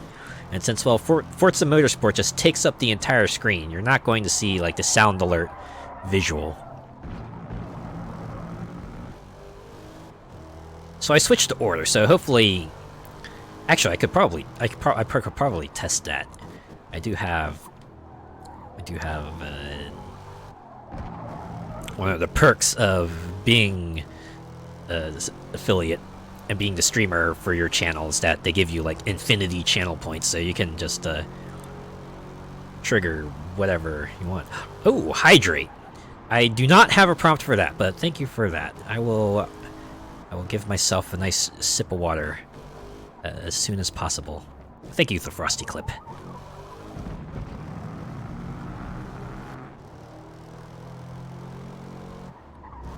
Yeah, I was thinking along the more lines of the sound alert prompts. I'll give that a test as well once I wrap up this race here.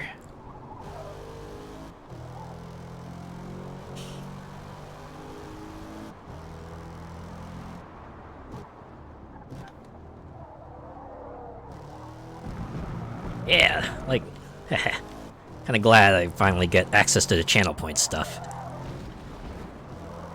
Probably spend a little bit of time this weekend to see what other sorts of redeems I can put in there. I have to admit, I am waiting to put some of them in until I get like my live 2D ready. Because I know the people working on it are supposed to start on that very soon, and hopefully I'll be able to give that a test run.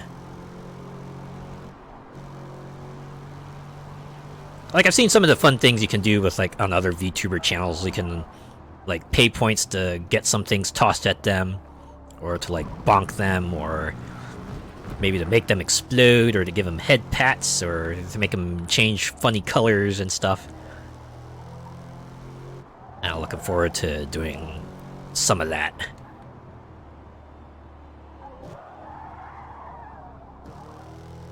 Sound alerts is thankfully like, you know, model agnostic, so that's why I kind of chose to work on try that first.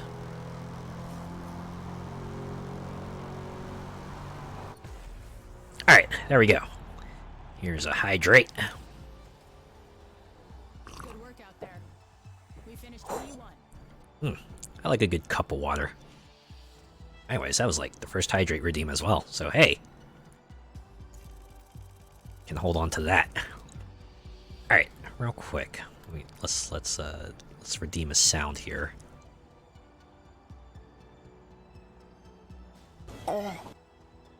Yeah, there we go. Look at that. Right there. It popped up. Okay.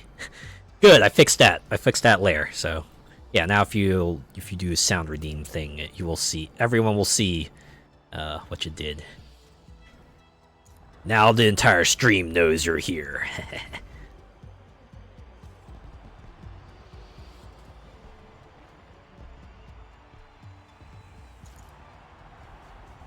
Also, hey, look at that! Experience! Credits! Oh my god. Things are looking up. Not to mention this whole entire race, we did not get disconnected, so... It's looking promising. It's looking very promising. Alright, we'll just do a little more performance upgrades. Okay.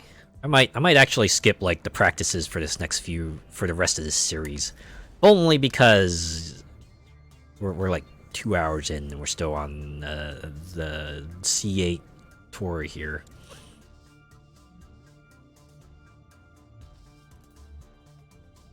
Oh boy, stitching this into a VOD is gonna be fun. I'll probably have to do another explanation kind of thing, like I did with RoboQuest. Yeah, speaking of RoboQuest, I finally put the RoboQuest VOD up. Because I got around to at least explaining why it might be shorter than usual.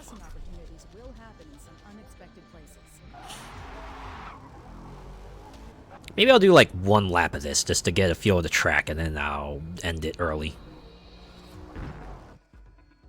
So I can still get a little experience out of it.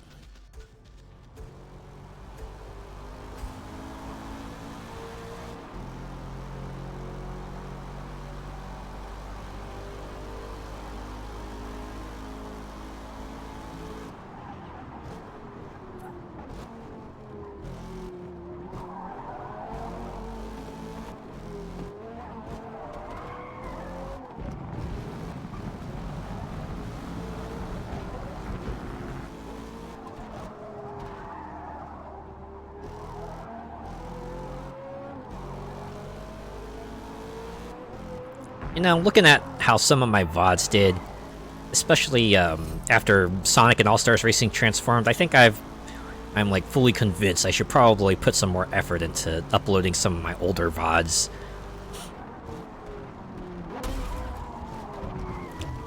Like some of the VODs that I have pre-VOD channel. Because, yeah, that Sonic and All-Stars Racing Transformed VOD got quite a few views. At least more than the VODs on the channel usually get. I was, like, rather surprised to see that, like... the first one got 16 views, the second one got 32? Like, wow. I wonder if this was mostly because of, like, the subject matter. Because I imagine Sonic and All-Stars Racing Transformed is probably a game that's, like, at least fondly remembered by some people, so... Seeing a video come out 10 years after its game's initial release probably got some people delighted. Alright, there we go. Gonna go ahead and skip practice. Yeah, I got some credits, I got some experience. We gotta keep moving, right? If I could snap my fingers, I would probably do it here, you know, as irritating as that might get.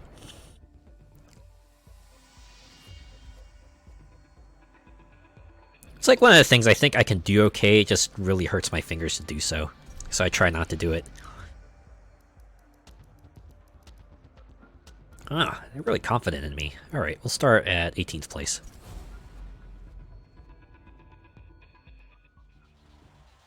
Yeah, I think, like, almost everyone else in my family can snap. They can make it sound really loud, but me, my sap sounds like really barely there, and it hurts my fingers a lot, so I try not to do it.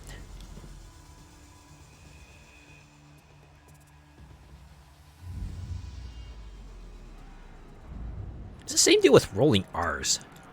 I cannot for the life of me roll my R's. I don't know why. I see other people just like do it effortlessly, and I'm just thinking, man, I wish I could do that.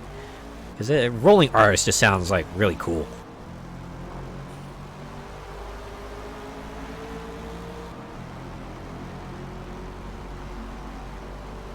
Man, I've got to do 5 laps here. Oh, went into that too fast. Alright, I'm gonna try that again.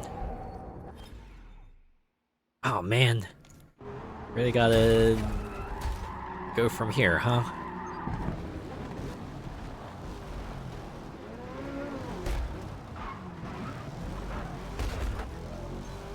Wow, that's no penalty after that massive spin out.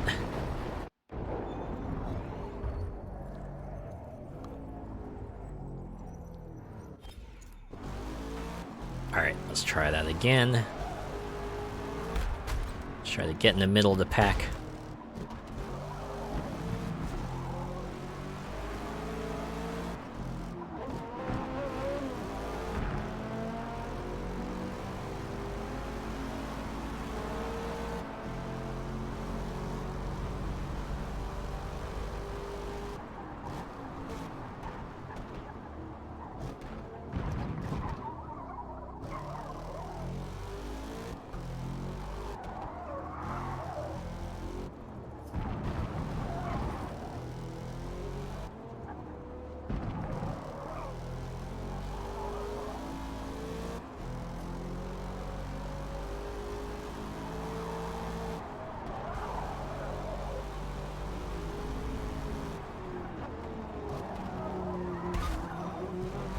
Whew, okay.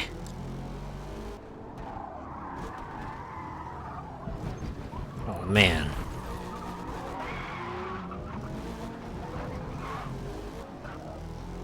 This car really does have... Handling can get pretty bad sometimes.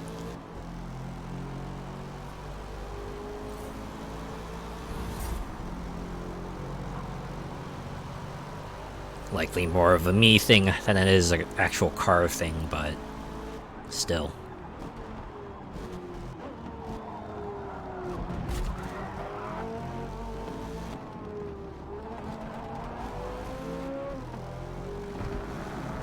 Also, I realized I'm still in 4th place. I need to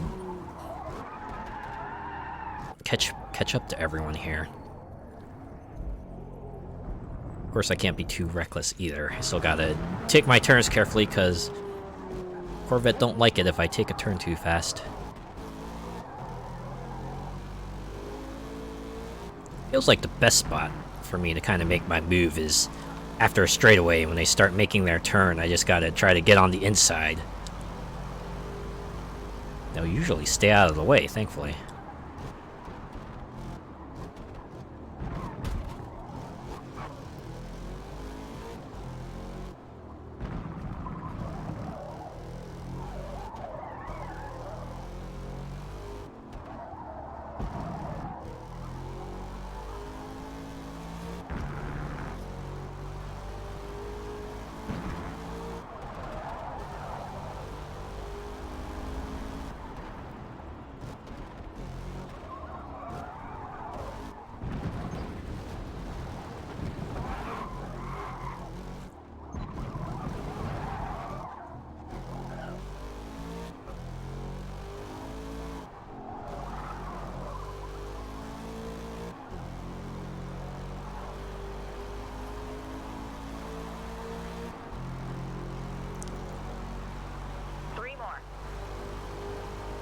You know, now I think about it, I should probably, like, maybe just start up a spreadsheet. Just maybe use that to kind of put down, hey, games I want to maybe touch upon in the future, some manner or another. And I can do a little sorting to decide, hey, what do I want to play next, and what do I want to focus on. Of course, I probably have to like cross-reference release lists as well.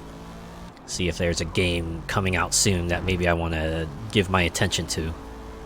Like, say, if Army of Ruin were to get an announcement for like a full release at some point, I'd probably definitely want to give that a look-see somewhere.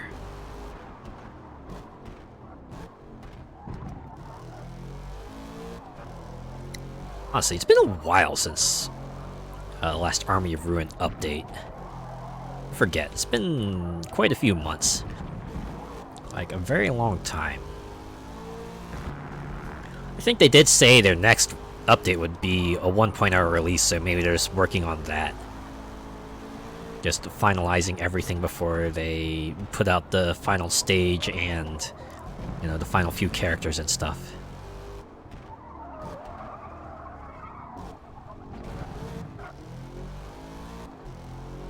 Do hope that that does see 1.0 soon.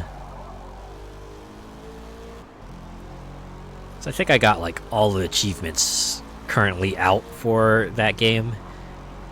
So I'm eager to see what else they got. What other achievements can they implement? You know, in addition to characters, trinkets, weapons, all that good stuff as well.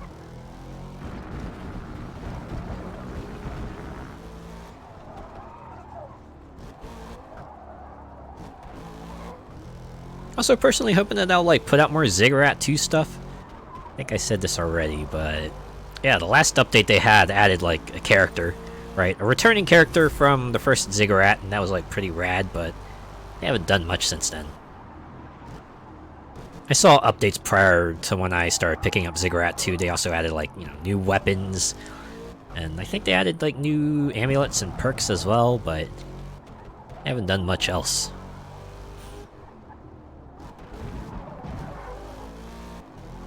Like, I would probably be totally fine if they decided to do, like, some sort of paid expansion and added, like, several new characters and items.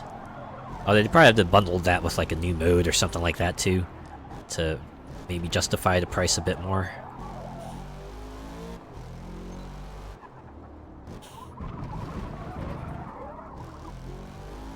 Well, one thing's for certain. With all this talk about new games, and games I want to pick up, it's a good thing that Winter Sale is happening soon. Because that's the time where I'm going to cut loose and just buy a bunch of stuff. Last lap. Let's go.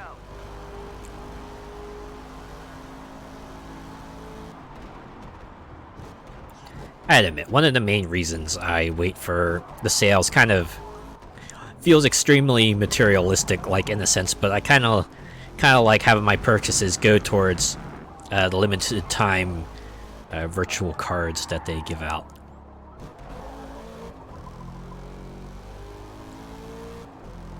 It's like an easy way to get cash back, right? Granted, it's like a very tiny cash back, but, you know, it's cash back nonetheless, right?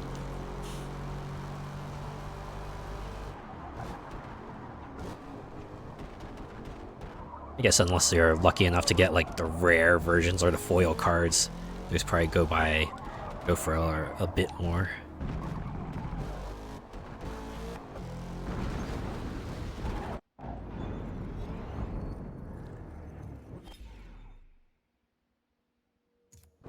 But yeah, it's like all your purchases and then, you know, crafting badges out of the cards you currently have. Those get you the sale cards, which then you can put on the marketplace or just craft yourself. All for those, frankly, nominal cosmetic items that probably won't do much. Except to show off how much is spent on Steam.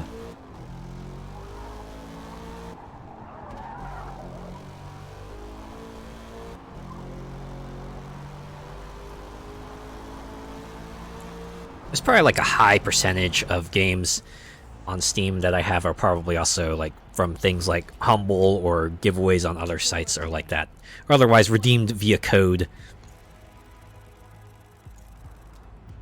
Probably a not insignificant percentage.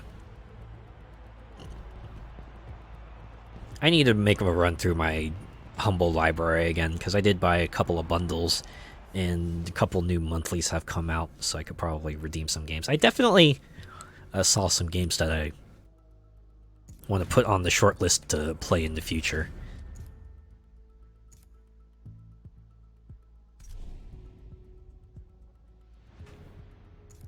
Like, I think one of the Humble monthlies gave out Biomutant, and I remember hearing decent things about that game. Like an open world RPG in which like anthropomorphic people kind of like have started inhabiting the planet because it's like a post-apocalypse or something like that, and follows a story, and you actually can like have various factions you can ally yourselves with, and I do want to see how that goes.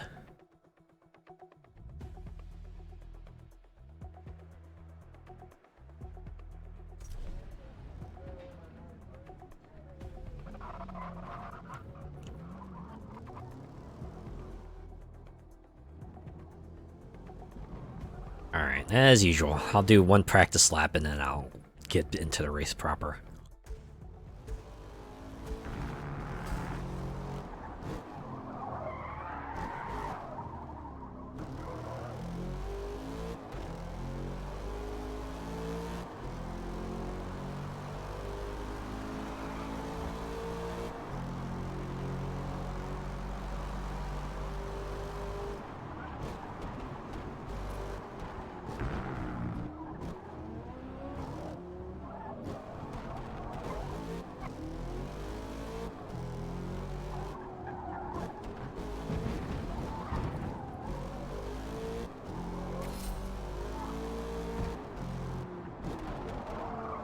Yeah, I guess I could at least do with the initial kind of section run XP and the beat the record XP. At least get like a couple levels on this car.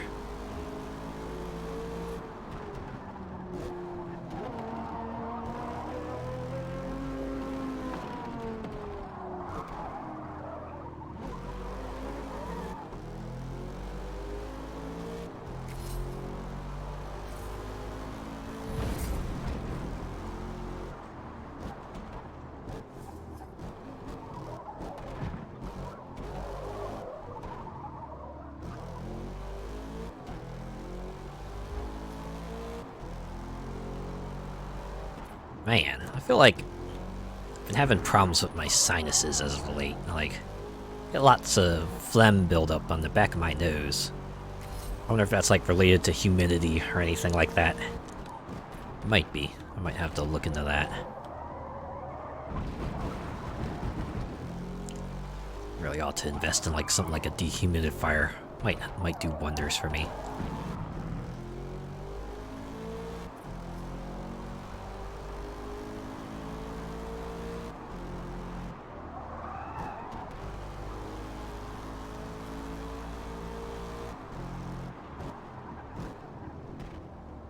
Anyone have that? Anyone just like have sinuses that like really act up if they're in dry conditions?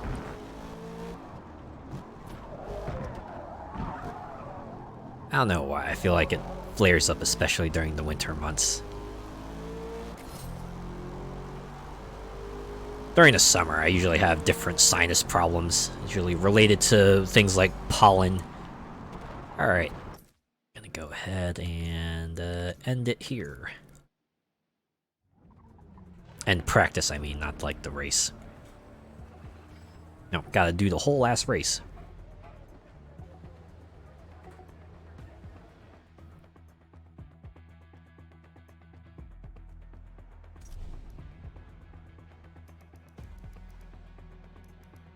Alright, you know what? They keep being confident in me. What if I start like 21st place? We'll get a few extra credits from the race.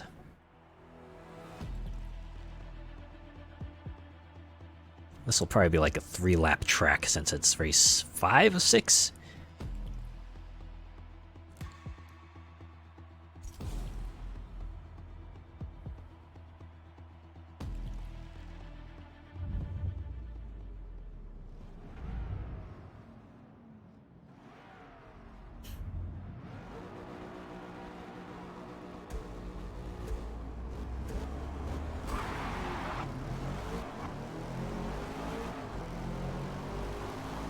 Oh, it's 4 laps.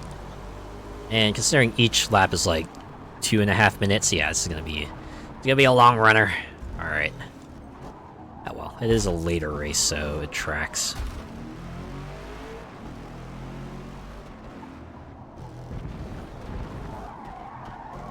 Yeah, 6 race tours tend to run a little bit on the longer side, unsurprisingly enough.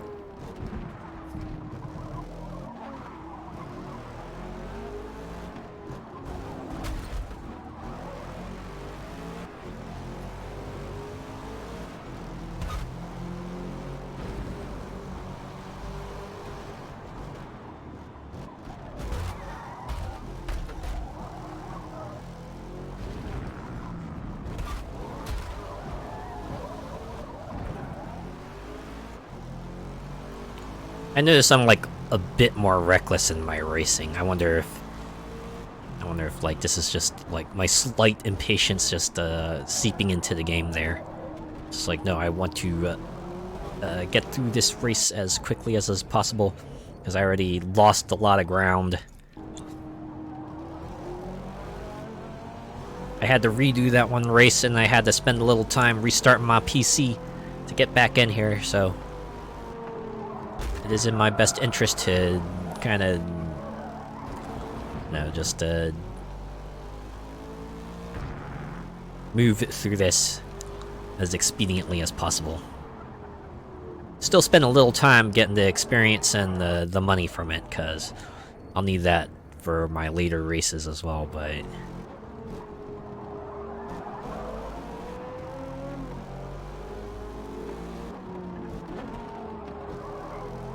it's about keeping up pace, you know? Gotta go fast, but not so fast that you're missing out on the stuff that will help you maintain your pace later on.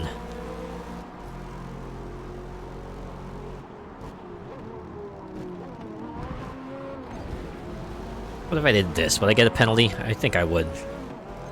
Yep, wow, whole ass second. About 1.5. On the lower side, but probably there's a good reason why you gave it to me. Okay, we'll try it again. We'll actually try to go through the turn this time. Aha! Oh, what? That was even more. Okay. I'm guessing it's because I passed, so I clearly gained an advantage by cutting corners there.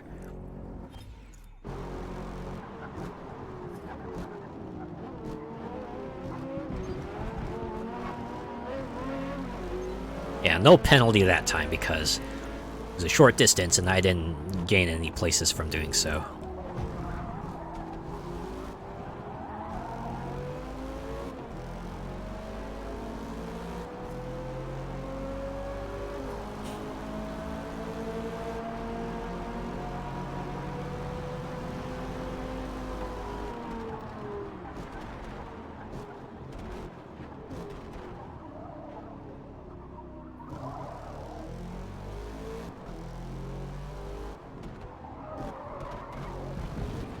Oh man, it's almost time.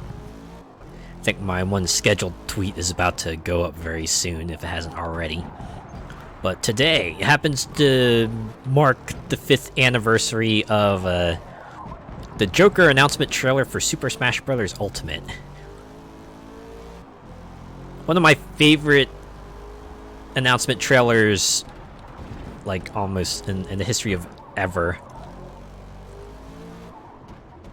Only because, like, the announcement itself is such a wonderfully unexpected thing. And the way they, like, misdirect you to start with, too, is great. Because it didn't even start out as a Smash announcement. It started, like, the Persona 5 style and everything. So of course people were going, "Oh, hey, Persona 5. I wonder what they're announcing." Right? There were a lot of guesses there. Right? You could imagine, oh, maybe it's a Q game. Maybe it's Persona 5 Arena. Maybe it's like some other Persona 5 game. And then they get to the point, right? They get to the point where the envelope reveals itself, and then it flips around, and you see like the seal with the Smash logo, and then you realize, oh my god, they bamboozled us! It wasn't just an announcement for Persona 5, it was also an announcement for Smash Brothers. Honestly, the best part about that whole thing is they didn't even need to put it in the text. All they had to do, all they did, was to show the wax seal with the Smash symbol. And it just like, you knew, right? You knew. You saw that and you knew right away entirely what it meant.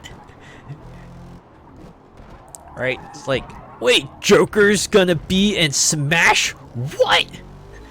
I remember watching that live, right? I was watching like another streamer watch that live. And when they saw that seal, they were flabbergasted, right? They're just, oh my god! They're like, holy shit! As imagine a lot of people were. In fact, there are probably like a couple of compilations on YouTube you can catch, right? So seeing like everyone's reaction to Joker being announced. It's kind of funny going through it, right? You see everyone just like acting somewhat indifferently and joking about it as usual. Right, then you get to like the envelope turning part, everyone just goes, holy crap!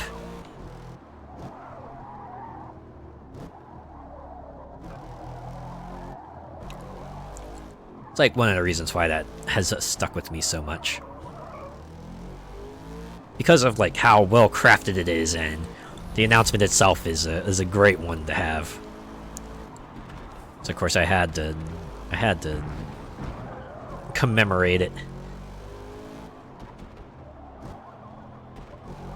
Does anyone else have like anything like that, like a video or a trailer or anything that's like left a long-lasting impression? One that you still enjoy going back to like every now and then? I think apart from the Smash Ultimate Joker announcement, before that, right, my favorite sort of game trailer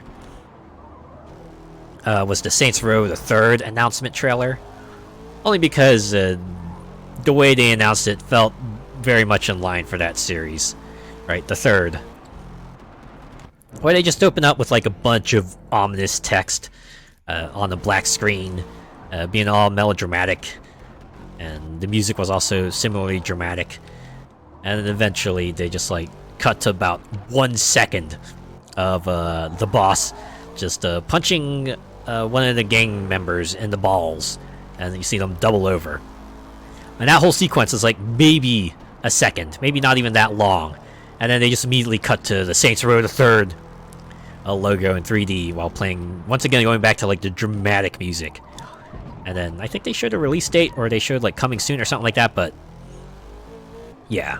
I think that trailer too just like encapsulates the entire tone of the series, at least, you know, from 3 going onwards, just being like completely goofy, over the top, silly, and absurd at times.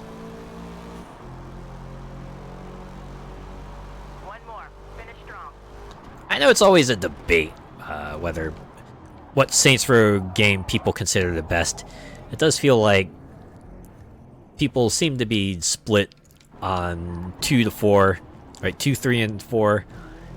Opinions usually vary, but it's like one of those 3 games tends to be someone's favorite. You can see the reasoning for each of them as well. Right, 2 was wacky, but it still had like the super serious main story. And it did, and the Stillwater is like, you know, a cool place to explore. And I dare say also maybe the character customization there might be my favorite, the most in-depth, with the way you can like layer separate parts of it and everything. The 3rd, I can also see being someone's favorite because it kind of goes that wacky route and goes like super duper wacky. Not to being the first of the wacky titles, it felt fresh. Right? Just like, you know, a gang that has a person who speaks in auto-tune, and one of the missions where you have a tiger in the passenger seat, amongst other absurd things. And then the fourth, I think, kind of hits a balance between the wackiness of the third and the super seriousness of two, and manages to be endearing in a way, right? Especially when you do your teammate, your gang members, right, your friends' loyalty missions, and get to see like their character in depth. Especially Shondi, kind of liked her loyalty mission, especially at the end where you're kind of just like free running through Steelport.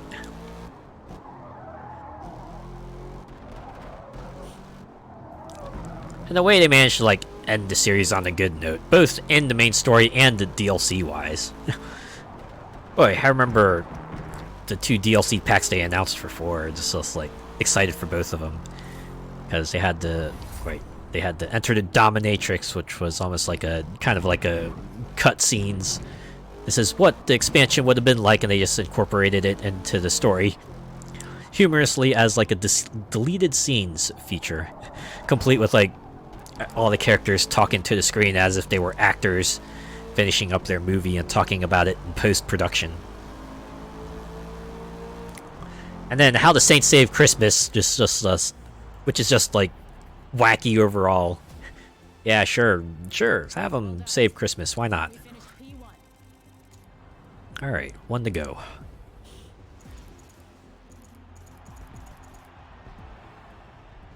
I think I prevented the game from advancing for a bit there.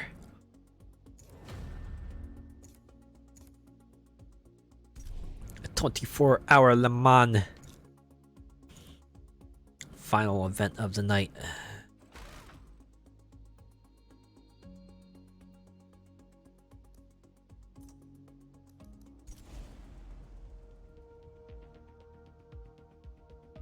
Two laps of practice and 3 laps of actual race.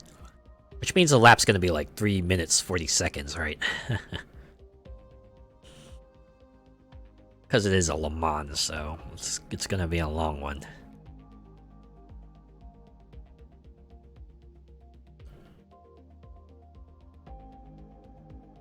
I think I mentioned it before, but I do enjoy Saints Row 4 the most out of all of them. Although for me, it's like a case of comparing great and fantastic. I enjoyed all the Saints Row games. It's just that 4 just happens to be the one I enjoyed the most. But I had a great time with 2 and 3. Oh, and how could I forget? 4's intro. It's like, might be my favorite of the series. Granted, it doesn't start off, it doesn't have like the strongest start, right? It feels like every other sort of FPS at the time, where you're kind of just running through a vaguely defined desert compound, hunting down. Oh my god! 4.5 minutes for a lap. Oh, this is gonna be a really long one. 15 minutes. And that's their most generous prediction.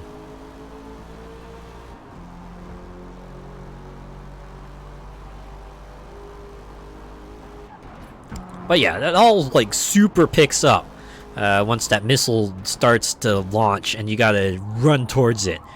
And then they finally add like the final joke for that sequence where they just start up Aerosmith and you just hear, "I don't want to miss a thing," right? It's like, oh no, it's gonna make the ultimate sacrifice, and you're right. And sure enough, all your allies like get on the radio to tell you how much of a hero you are and how much they're gonna miss you.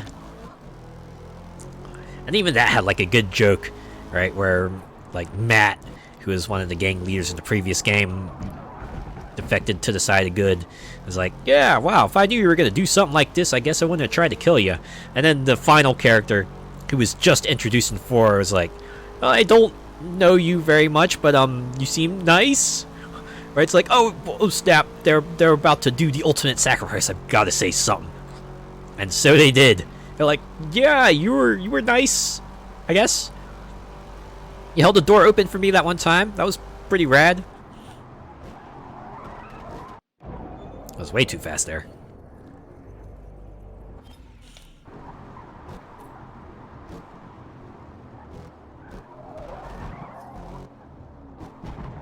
Yeah, and then how it just ends with the boss leaping off the missile, skydiving, giving a thumbs up, and then crashing right into the White House, right into the Oval Office, where you just kick back on the seat, and then the game just lets you know, you won the presidency! Woo-hoo! Yeah, that actually probably rings different these days, but trust me, it was like really hilarious when we first saw it. Also a bit of a bummer when you hear about the development of that game. Like, I remember, like, sometime after the third came out, they had the announcement that, oh yeah, we're going to release a standalone expansion for Saints Row the Third. It's going to be called Enter the Dominatrix. I remember being excited for that, just like, oh man, this is going to be so awesome when it comes out. And then I heard, like, nothing about it for a really long time, until, you know, some news came out later. I don't know if it was like pre or post 4's release, but it was like along the lines of like the guy who came into THQ kind of went to Volition and said, hey, you should probably like combine Enter the Dominatrix and the stuff you're working on for 4 together. Which is why we kind of get that whole spiel at the start of the game with the president stuff. And that quickly gets tossed aside for the entire, hey, virtual Steelport plotline.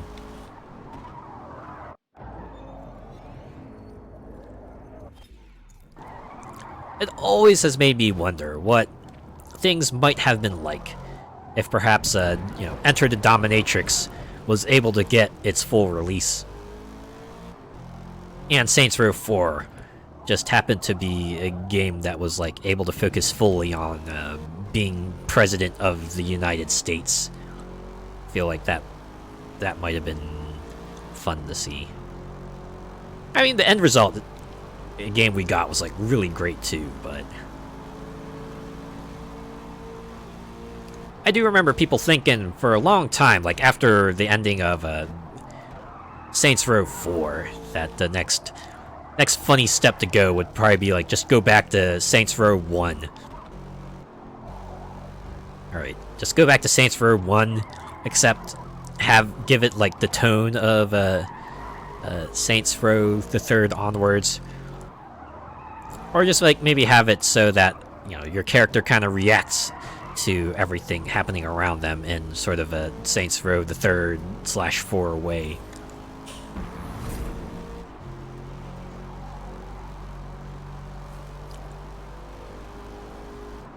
Unfortunately, Volition went in like a completely different direction.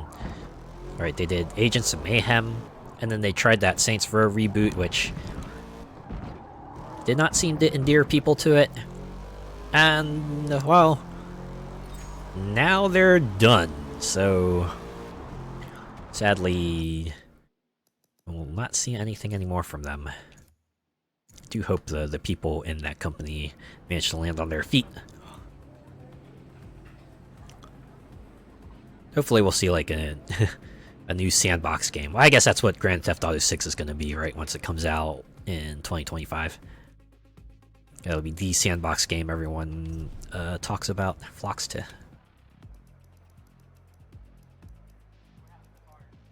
We'll start at 20th place. And I have a bit of time to catch up here, so maybe it'll work out.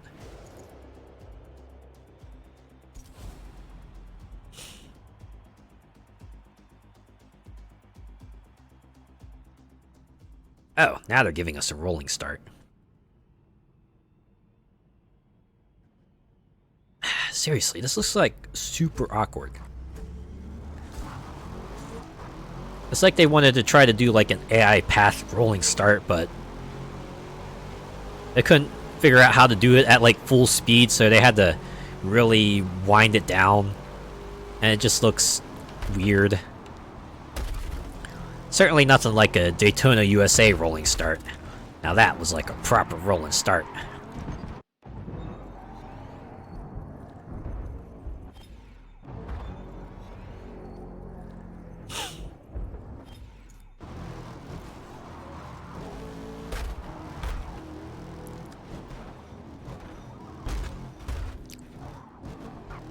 Man, it kind of makes me wish Sega would like do another arcade compilation of all their arcade racing games.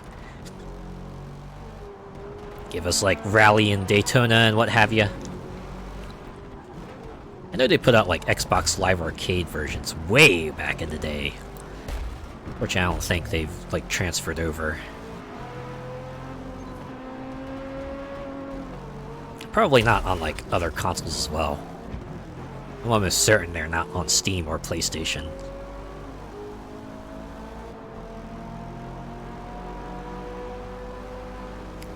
Kind of goes multiply so for their Outrun Live Arcade, which was like a kind of like a downloadable version of the Outrun 2 Xbox game they made.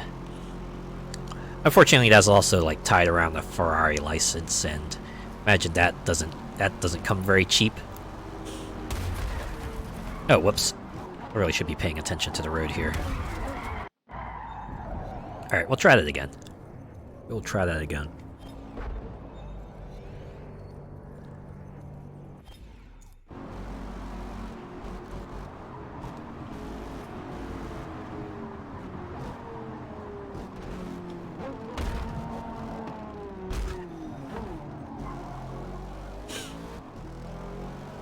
Alright, better.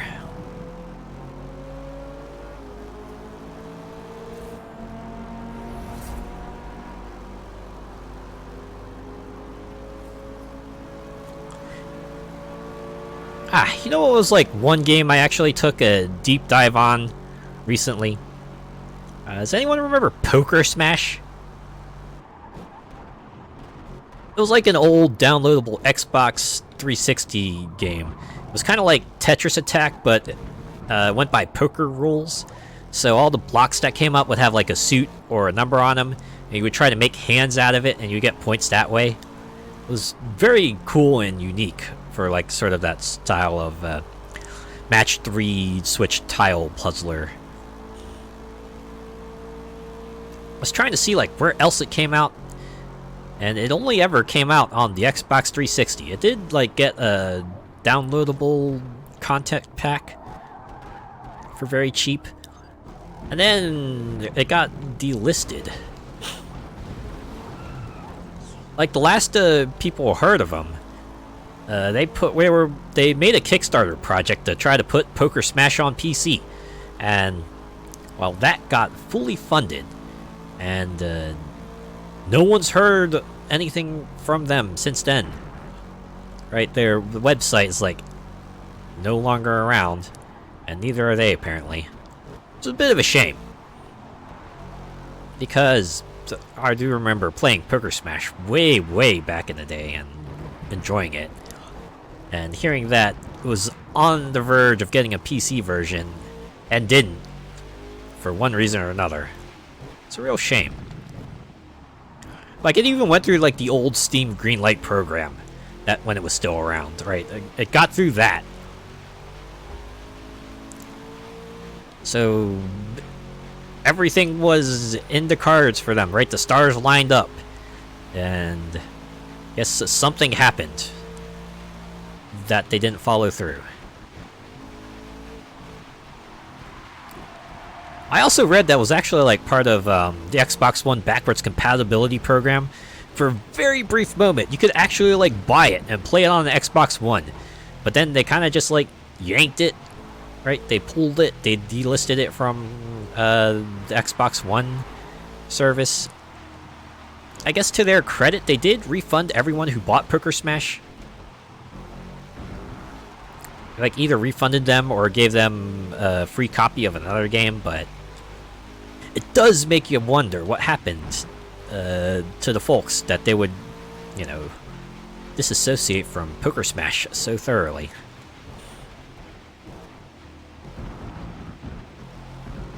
I wonder if it's like a case of they thought they had the rights to kind of put it on there, but they realized they didn't, so they quickly pulled it. Which is almost a shame, because it proves that Poker Smash on the Xbox One would have worked, but I guess for rights reasons or legal reasons or some other reason, they couldn't do it. It's a bummer.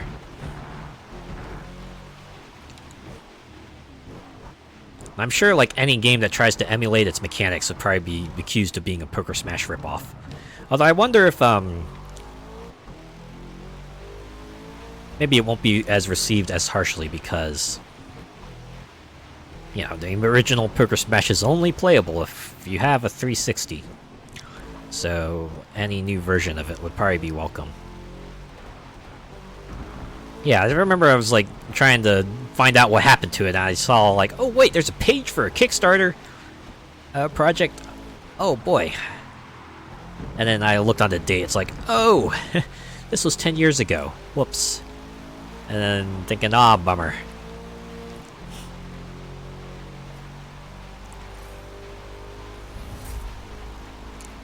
I don't know. That's a game that had a cool concept. Might have been something if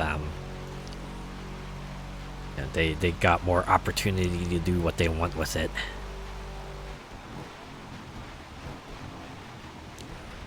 Oh man, that also reminds me of like the other failed PC crowdfund project that I was really hoping would connect. Rock Band. I don't know how many years ago it is now, but there was like they put up a crowdfunding project. Harmonix put up a crowdfunding project to bring Rock Band 4 to PC. I remember they had like big grand plans for it. They were going to bring back Rock Band Network using Steam Workshop to let people kind of upload their own songs. And they had, you know, they were going to put up DLC support and everything too.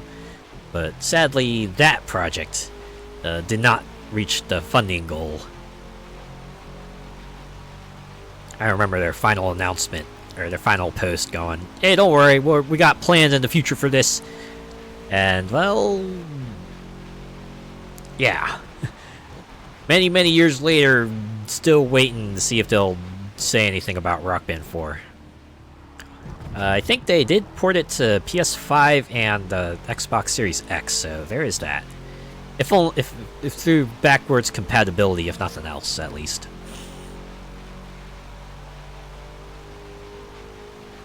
Honestly, I think Rock Band 4 is, like, approaching its 10th anniversary soon, right? Been a good long while since that game got first announced, and I was like super excited because I know Rock Band 3 had their whole swan song played, and we're like, so this really is the end for Plastic Instruments, huh? Had a good few years with them. I know some people were probably enthused that it was finally going out, but I myself was a little bummed to see it go. And they brought it back with 4. It's like, yeah, we're bringing the Plastic Instruments back, and you'll be able to, you know, bring in most of your old DLC and everything. And it was, to their credit, they kind of followed through, even if 4, when it first came out, was rather bare bones. Like, didn't even have a practice mode.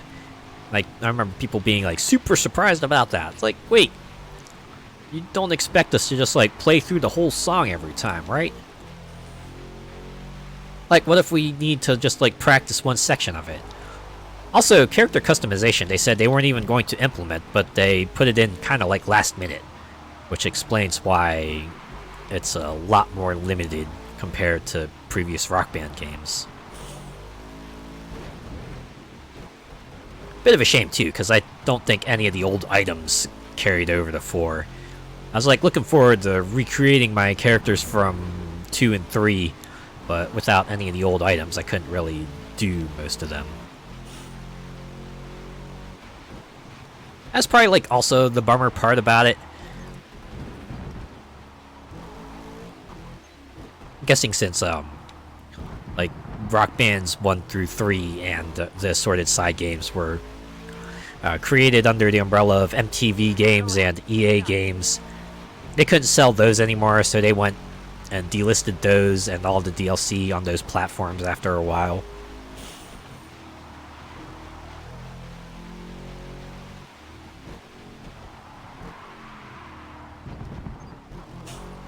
So yeah.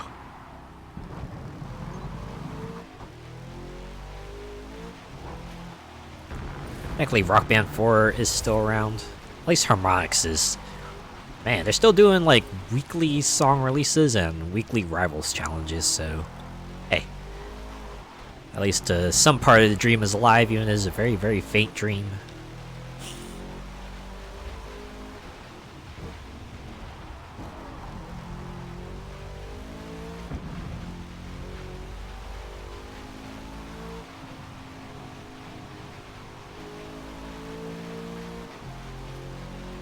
Honestly, I feel like at this point, I don't think a Rock Band 5 is like ever going to be in the works.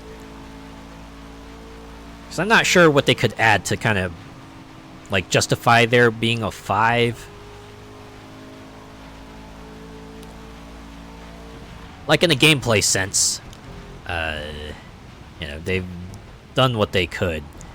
The most they could do is like maybe add more instrument parts, but I feel like they removed keys from 4 for a reason, so I doubt they're going to revisit that. I think there's like the whole buy-in aspect too. Like even with Rock Band 4, people were already saying that, you know, they were having a harder time justifying buying like a whole set of instruments, like, you know, whole virtual drum kit and plastic guitar and microphone and all that for the Rock Band game. I had to feel like at this point it would be even harder to justify a Rock Band 5 and having to get new instruments for it.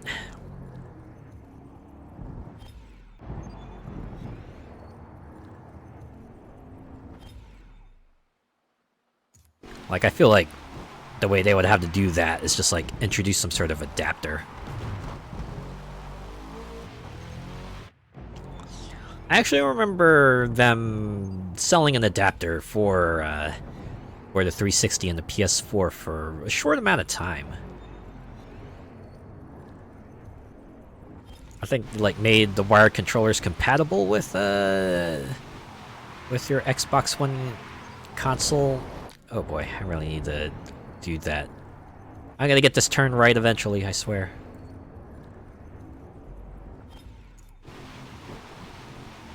There we go, much better.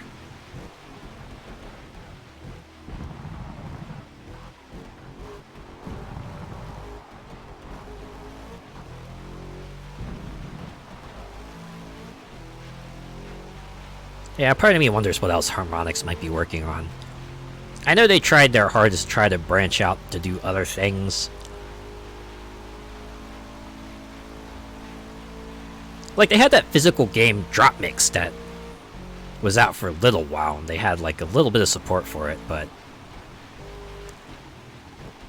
I don't think they caught on as much as people hoped. And then they went with Fuser, which was kind of like the video game version of Drop Mix, but that got delisted eventually.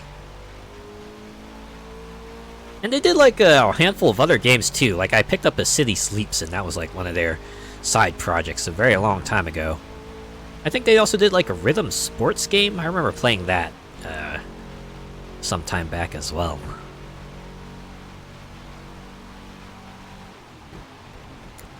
I think they also had like a beta test for an FPS rhythm game. I remember being excited for that.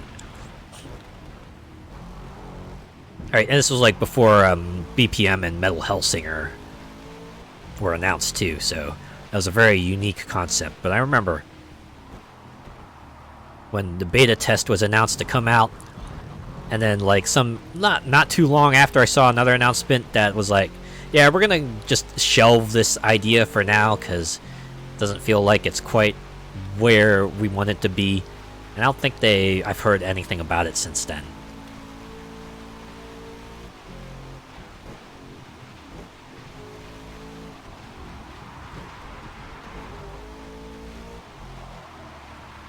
Oh yeah, they did do a crowdfund project for Amplitude. I remember that, because I remember backing that. And to their credit, they did wrap it up, but I think they were kind of hoping to do like post-launch support for that too, but kind of came out as like a one-and-done product. Didn't really do much else with it, which is a bit of a bummer.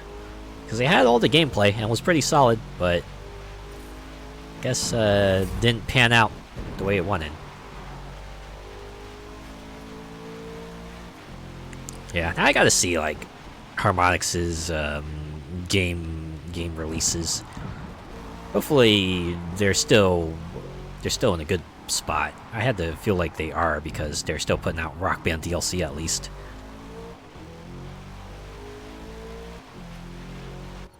Whew, alright. Finally, Le Mans is done. 14 goddamn minutes later. Sheesh. Anyways, that's finally the first tour done. 3 hours.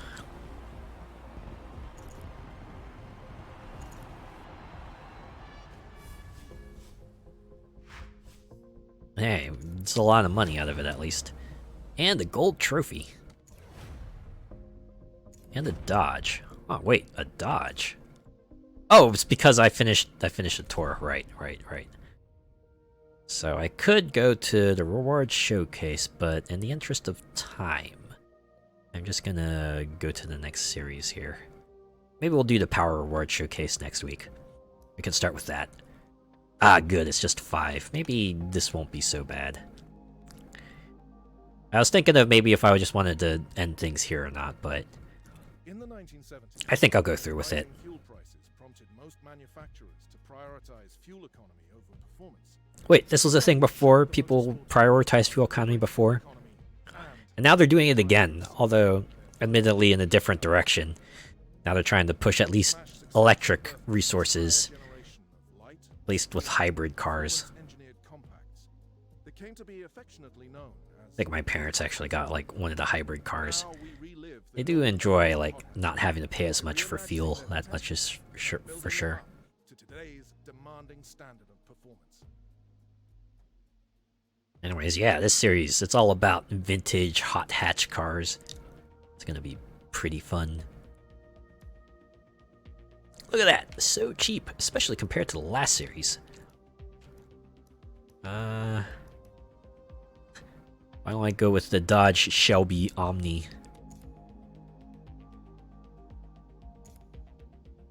Yeah, just one color. Ah, well.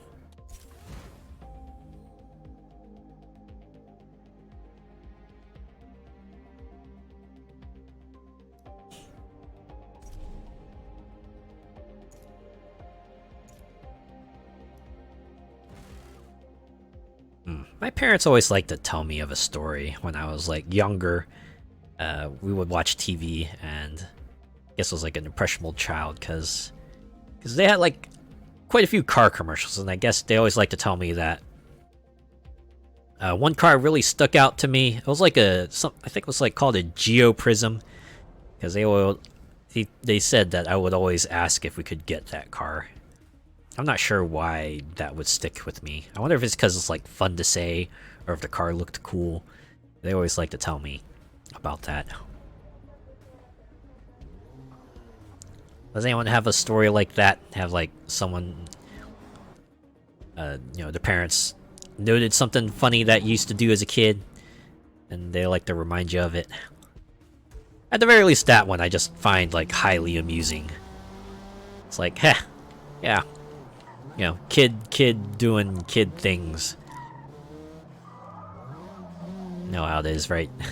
Kind of funny, like, when you talk with a kid, you get to see their train of thought. Especially with my nephew, he's like around that age where he kind of runs with an idea. But like when we'll go like pretend play, I'll have a whole story. And you do notice that the story kind of just like moves from one thing to another, right? There's really no coherence to it or anything. It's just like whatever comes to mind at the moment, and we just like play act it out. It's all very fun, right? Just let the boy have his fun.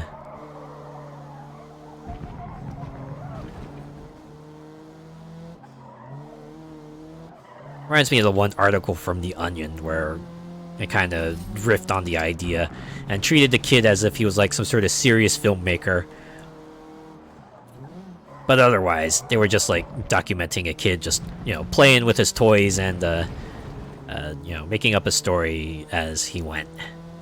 There wasn't really much to it, but everyone was, you know, treating him like he was like a serious, it was a serious film and critiquing it seriously, and that's kind of like where the humor came from.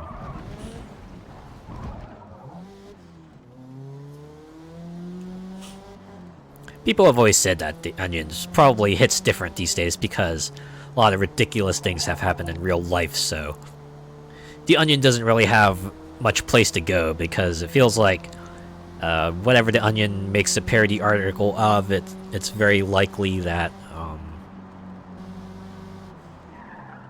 it probably happened in real life somewhere.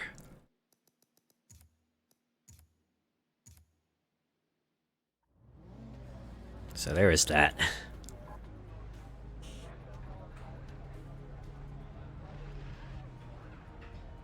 I do remember, I used to check The Onion, like, somewhat regularly. Because they did manage to, like, put out some articles I found funny, and it was always funny to just, like, share them with my friends. Hey, check out this funny thing The Onion put out.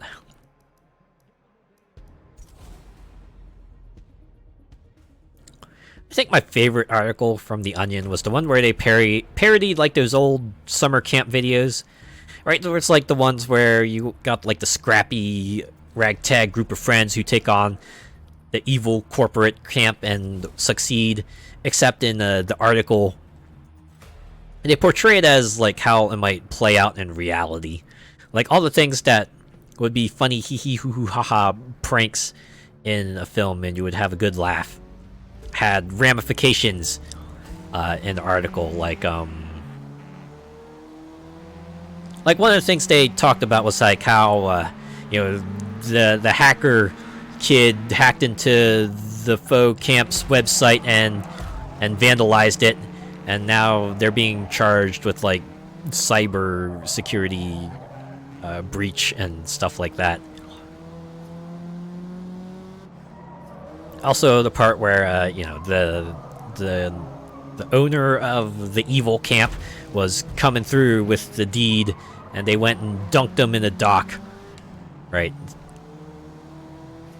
Normally, that would like a climactic scene in the movie, but in the article, the guy just like went back to the camp, printed out the deed again, and then came back.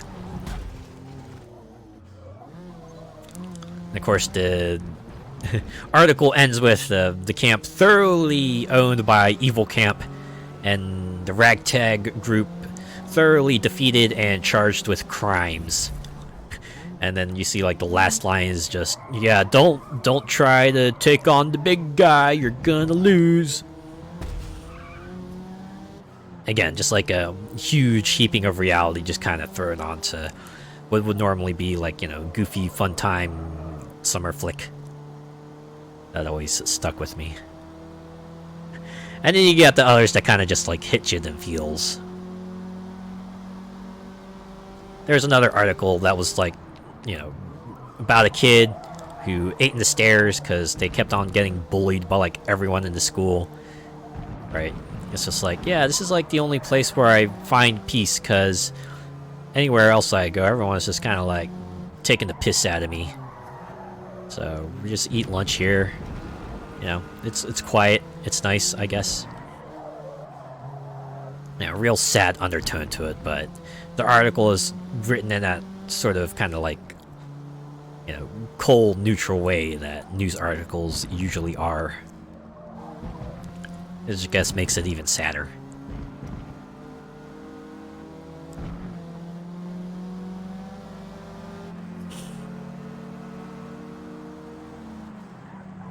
Oh, there's that other article they wrote about where, like, yeah, we beat Deathloop because we're awesome and everyone else probably just sucks at it. I like that one because it felt like kind of like just took the piss out of, you know, there's gamers who like to pride themselves on their skills and thumb their nose at everyone else who might not be as skilled, like,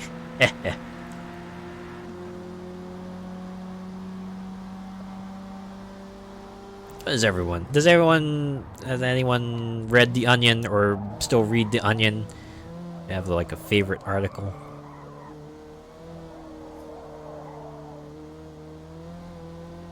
It's been a while since I checked it, and I'm probably gonna check it after the stream now that I've mentioned it.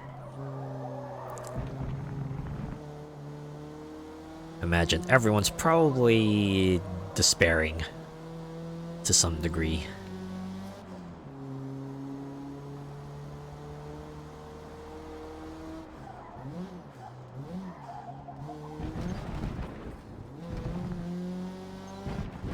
Probably just thinking, oh boy, what can we write about that hasn't already happened in real life?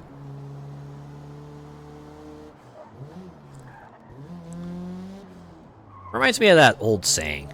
The difference between fiction and reality is that fiction has to make sense. Right, because when you're writing a story, everyone's going to scrutinize it. They're going to expect things to be consistent. They're going to expect things to, you know, behave like you would expect them to. Or at least follow the rules you set out.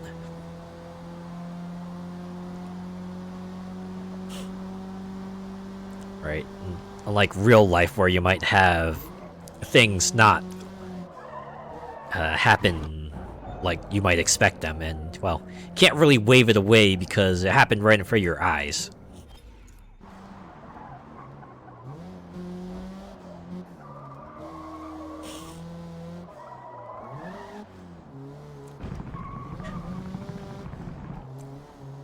I don't know, it might be just because I read a lot of Not Always Right, but you get that occasional story where the customer acts in like a completely audacious manner, right? They'll be like on an extremely high horse. They'll try to lord what perceived power they have over the workers, or they will just like act in a way where they think everything will just like fall in place for them, and you're just like left thinking, my God. Do people really act like this? The answer is yes, of course, but just makes you wonder how someone like manages to go through life thinking that they can just like do whatever they want and not think they'll face the consequences. And most of the time it's because they haven't. Alright, most of the time they're allowed to get away and act like complete a-holes to everyone is because either the higher-ups have kind of bent over backwards for them, or the manner in which they act is usually means that better to just try to get them out before, you know, something worse happens. Kind of a bummer.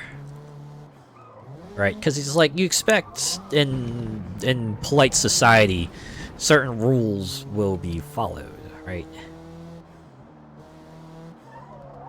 Right, like for example, if you say, "Oh, hey, I'm not interested," you expect the other people to kind of just like back off. But there are some people who will not do that, right? You'll say, "No, I'm not interested." And they'll keep like trying to press the matter.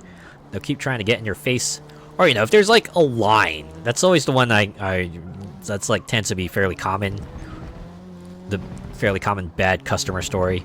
There's a line and someone will just like completely ignore the line. They'll just like barge up to the front and expect that everyone will just stop whatever they're doing and serve them.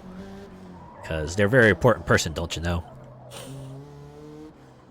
Or the other one that I always hate is like people who go into like you know, some number of items or less checkout lane, but they've clearly got much more than that. I see that in real life too. I'll go out to a store and there'll be like an express checkout lane where it's like, you know, 10 items or less, and someone will come through with clearly way more than that. And this makes you wonder, hey, why you do that? Why you think you're allowed to break the rules like that? It's like absolutely brazen sometimes. It's kind of weird.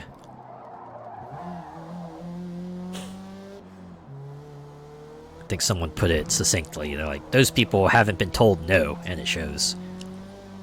Gone through their lives thinking they can do whatever they want because people around them have accommodated it. Their little circle, a little bubble. They go outside that bubble and realize that real life doesn't work that way, but they try to power through it in hopes that things will work out, but sometimes it does, sometimes it doesn't.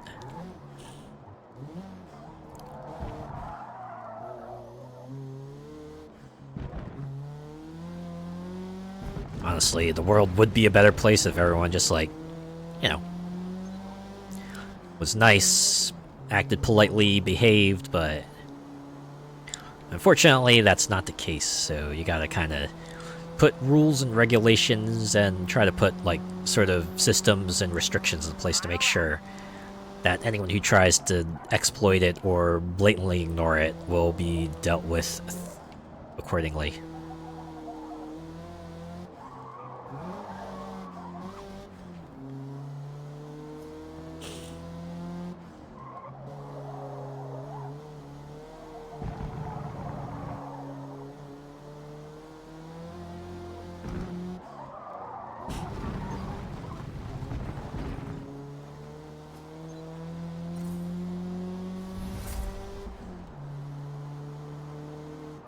No, I can at least say that this car seems like easier to handle than the C8.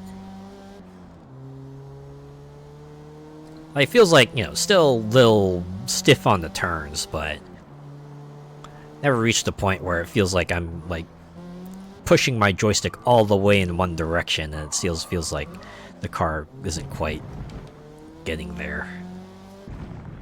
We haven't reached that point yet.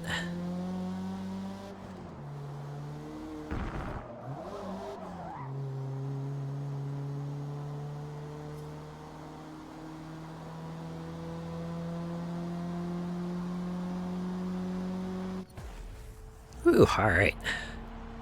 One race done. And we're just gonna move along here.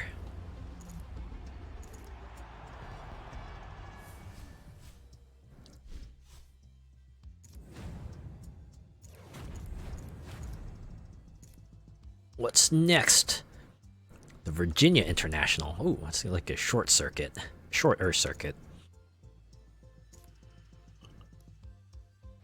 It's gonna be completely around them. Anyone remember the movie Short Circuit?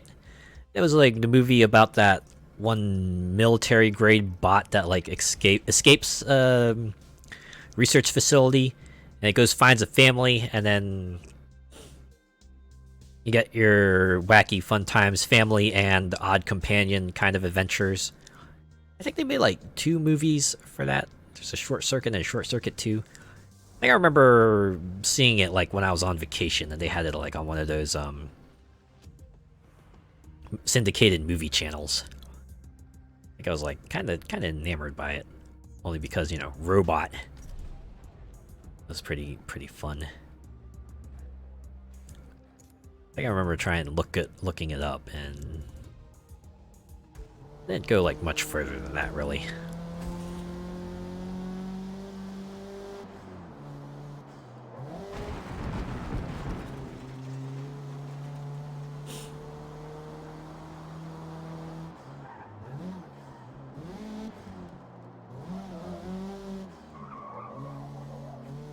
You know, one thing I have been looking into is like just starting a Discord server.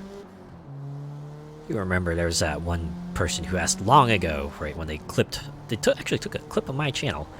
They asked if they're like, hey, do you have a Discord channel? I feel like that might be something I want to establish. At least have like a place where people can gather off stream to talk. It'll be like a very tiny community to start, I think. But I would probably have to like read into how to start a Discord community and how to maintain it, and like what kind of stuff you would want to have in it. I should probably like join some other streamers' Discord channels as well. Maybe I can get some ideas from what they do.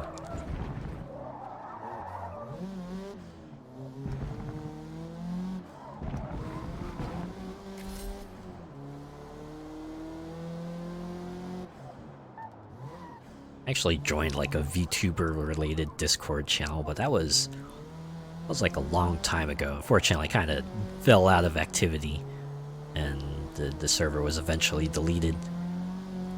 Kind of wish I'd hung out more there. I did post like a little bit, but I don't know. I guess my anxiety got the better of me. I didn't really join in as much as I probably should have.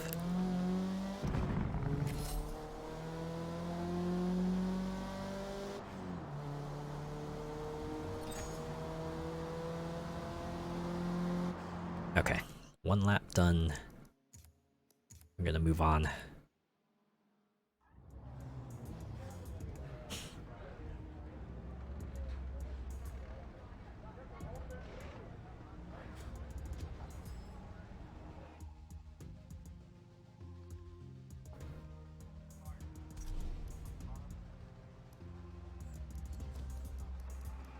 Projection is pretty good, and I feel pretty good about this, so we'll start at the back of the pack. See how this goes. But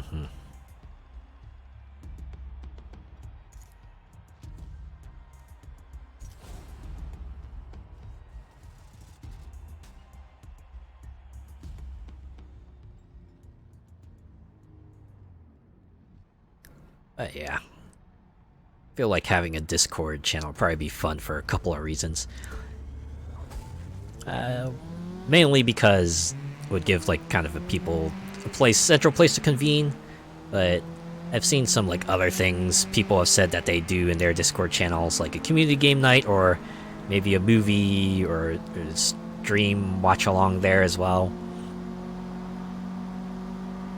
Seems like something that might be fun to do. At the very least, in a Discord channel would be better controlled there. Like one of the things I always see people get worried about, for good reason, is the Jackbox party packs and things like Gartic Phone. The kind of games that you could have audience participation in to a pretty big degree. Because I think it was like VTuber channels especially kind of got hit with some folks who had, less than peer intentions, kind of went and like ruined the game for everyone else. That's why people always kind of put out a warning, because they'll like do stuff and they'll try to report the channel like right away and get it suspended, and it's like, oh boy, scary thing to have to worry about.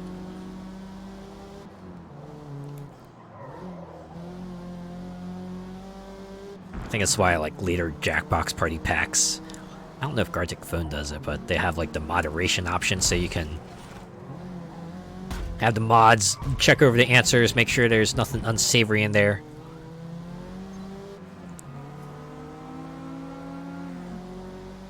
That would probably help mitigate things.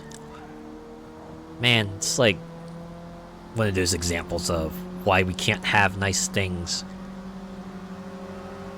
There's always going to be those jerks that exploit it one way or another. You leave any sort of loophole open, and some people are going to jump right through it, and they're going to keep jumping through it because, hey, nothing in the rules says I can't do it, even if it is against the spirit. Don't care. They work on technicalities. That like reminds me of that particular player archetype that people always talk about in the role-playing type games or the board games, the rules lawyer.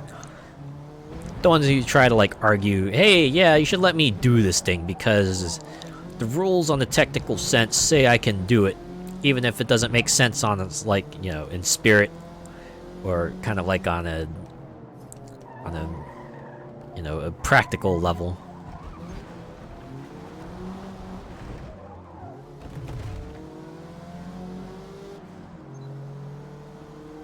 Imagine those people get annoying, because it's like, they try to play things out a certain way, or they try to gain every advantage they can, so when every little thing becomes like a knockdown, drag-out fight, it gets tiring.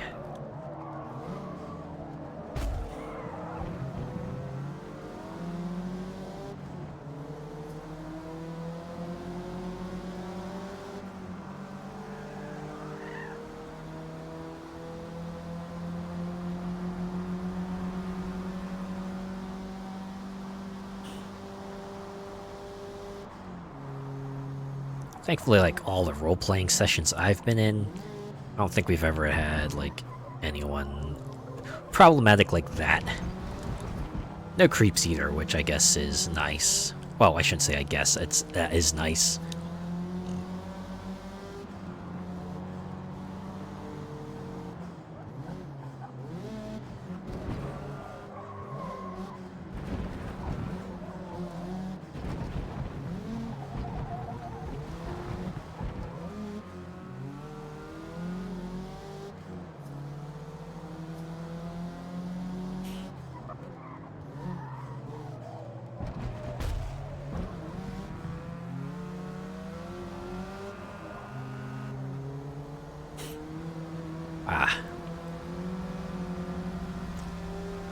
There's that one game in particular that I've kind of put on the short list I want to play. I did buy it like a while ago when I was on sale. It was Gloomhaven.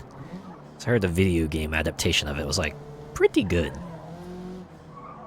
Like manages to translate itself pretty well to game form. I know I have a cousin who's like just obsessed with the board game version of it, to the point where he bought. He backed the expansion, the Winter... what was it? Winter Haven expansion, what was on Kickstarter. Backed that project. I think he actually like does sessions of it with his friend group. Yeah, he has all sorts of stories related to Winter Haven and Gloomhaven. I wouldn't be surprised if he like eventually picks up the video game version of it. Or maybe he doesn't, because I know people have said it does deviate from the video game version in a way, or the board game version. The video game does deviate from the board game version in ways.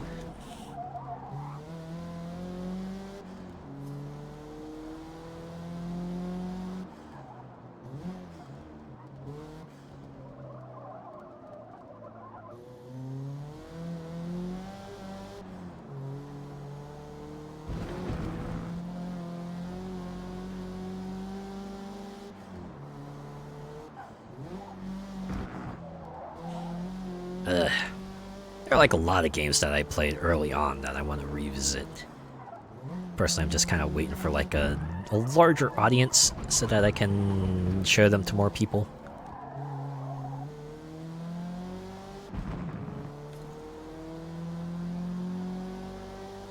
Kinda hoping I'll get there. It is nice though when I see like swings of viewers, like see like instead of you know, see more than like 2 to 3. It always is nice. It makes me wonder. I wonder what happened there to get me noticed by more people. I feel like Forza tends to be especially prone to that.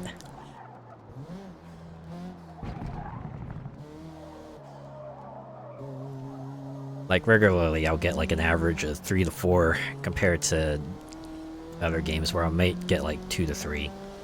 There have been some anomalies, like was it God of Weapons all the way back actually went up to height of 10, which was surprising. And then there was Cardboard Town, where I kind of got like rated like first 10 minutes or so in that stream. And of course there was like 2 weeks ago when I got rated too. It was like a lot more people than usual. I wish that had like a bit of retention rate, but ah well. It got me affiliate status, so I can be glad for that at least. Still need to thank thank him for that. The reason I can do this. They're the reason I can start moving forward and try to make these streams even cooler, even more awesome to be around.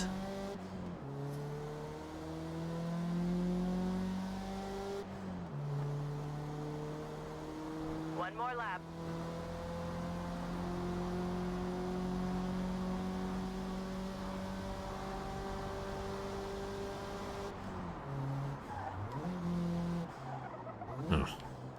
Circling back around to the subject of Discord, This reminds me of this one Discord server I did join for a while, actually. I want to say it was like maybe at least a year.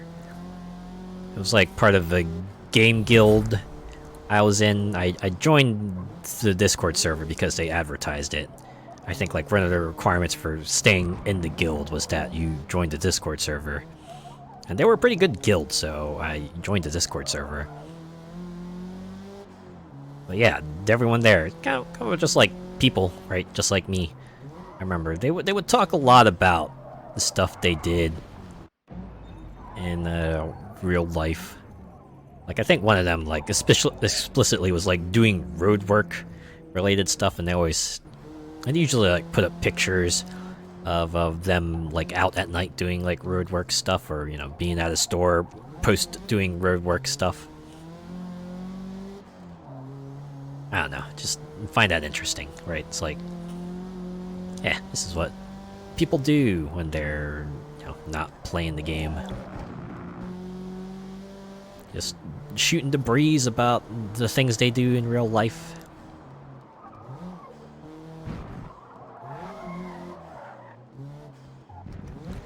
That's kind of the feel I hope I get, right? Place where people feel good about just shooting the breeze, talking about whatever comes to their mind. I'm guessing I'd put up like a separate channels for like screenshots and memes, and probably another place for clips. And I wonder if I should put up like another one related to streams, so people can talk about like whatever streams are on currently. Probably shouldn't overdo it though, because I know it's going to be extremely small when I first start that server.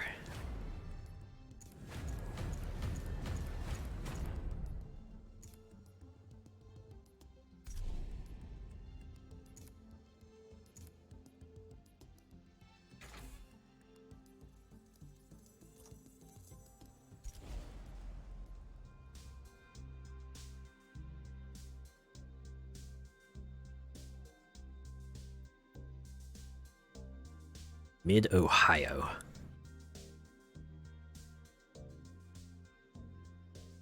I think I've only ever, like, driven through Ohio. I've never visited any place in there. I only passed through it to, like, visit other places past it on a trip. Old school circuit that has retained much of its original design and character from 1962, while including recent refurbishing, producing a more competitive racing experience for drivers. Is that so? Okay, is this race 2 of 3 or 3 of 3?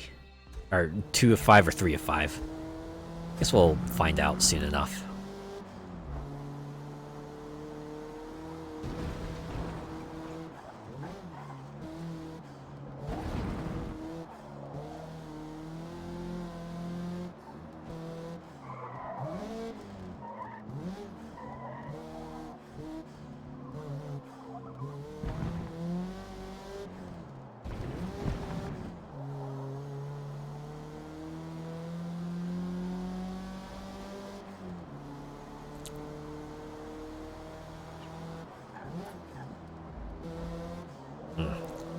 A future stream idea I did have in mind. Maybe something be like, what should I play next, right? There'll be something I do after like I finish a game, where maybe if I don't have a good idea of what I would play next, I'll just dedicate a whole stream of, okay, I got these several games like lined up, and maybe I'll just like play a short amount of it, and then once I get through the whole group, can perhaps decide then what I will play next.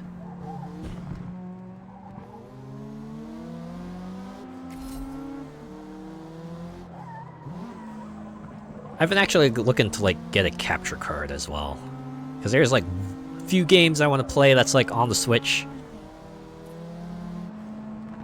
At the very least, they're part of like, you know, the old game collections, like the Pokemon trading card game, the old Game Boy game. I want to give that a go, just play that. Also have like a file in a game called Shadowverse Champions Battle. It's basically like an offline version of Shadowverse with the aesthetics of the first anime. I started in on that. I got like a couple of chapters in, but I haven't continued it. I just kind of like dropped it. And I want to return to that, and so I was thinking of like making a whole series out of that. If anyone watched Giant Bomb, anyone remember they had a series called Load Our Last Save, where they would just like load up a save from an old game, and they would just continue where they left off from there and see how far they could get. Usually they would beat it. That would be like what my Shadowverse Champions Battle series would be like when I get to that. It'll just be me just like starting out from where I left off. Maybe I'll just do like a abridged recap of everything that happened up to that point, so that you're just not left in the middle wondering, hey, what's going on here? You could like do a watching of all the cutscenes up to that point, at least. Yeah, I think that's how I would handle that. Just watch all the cutscenes up to that point, and then start the game proper back where we left off. Back where I left off, I should say.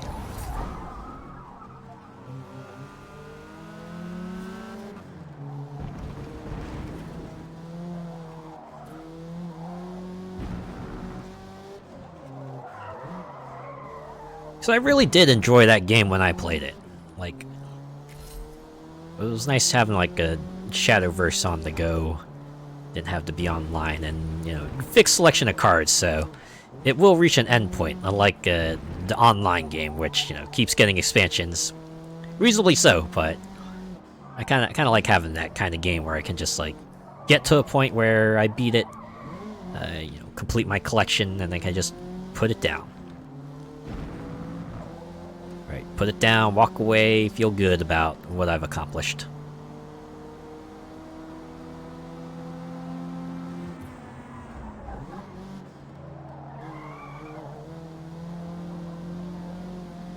I guess the game didn't like do too well because I haven't heard anything about any more like offline Shadowverse games. Oh, I just realized I did more than the required number of laps. I can exit now.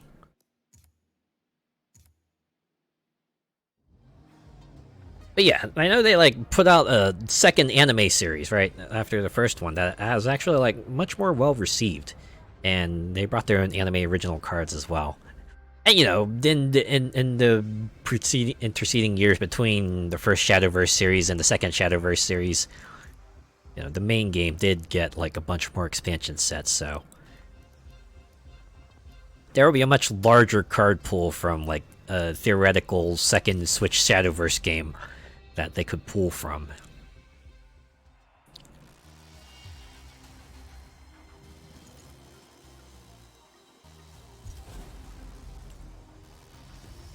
So yeah, it does make me hope that if they do like a Champions Battle, I hope they do a Champions Battle sequel, because I did enjoy the first one. I enjoyed it enough. I don't know if I had to admit I didn't look like at ratings or anything like that either, so I don't know if it was well received by critics. I think fans who played it were like cool with it. Obviously, card set is probably like way. They did say the card selection was way outdated compared to what was in the game as of current, but even then.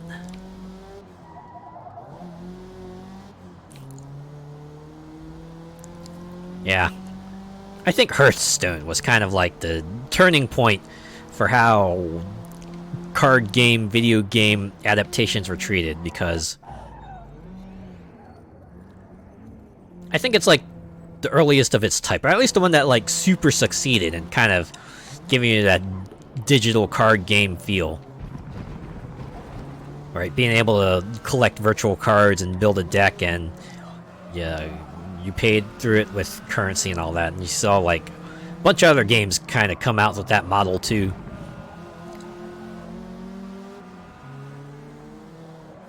Like everyone started following that formula. Even Magic the Gathering followed that formula, because they did have, like, you know, video game adaptations of their card game before, but it was like the Duels of the Planeswalker series, and it came out in yearly installments. I remember, because I, like, bought, like, a lot of those Duels of the Planeswalkers games.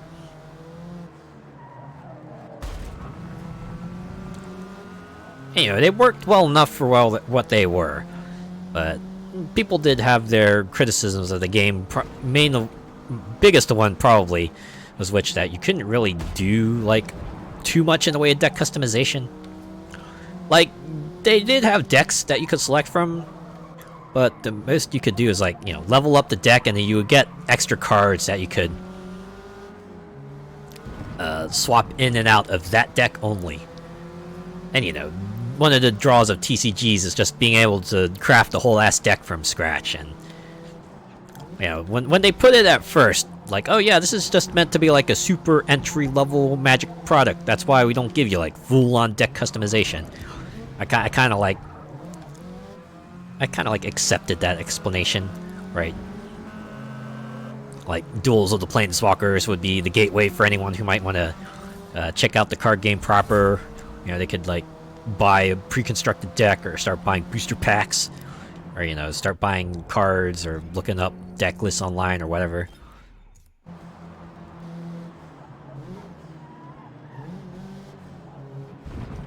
But yeah, after Hearthstone came out and kind of became a success, then I know they made Magic Duels, which was kind of along a similar line, but,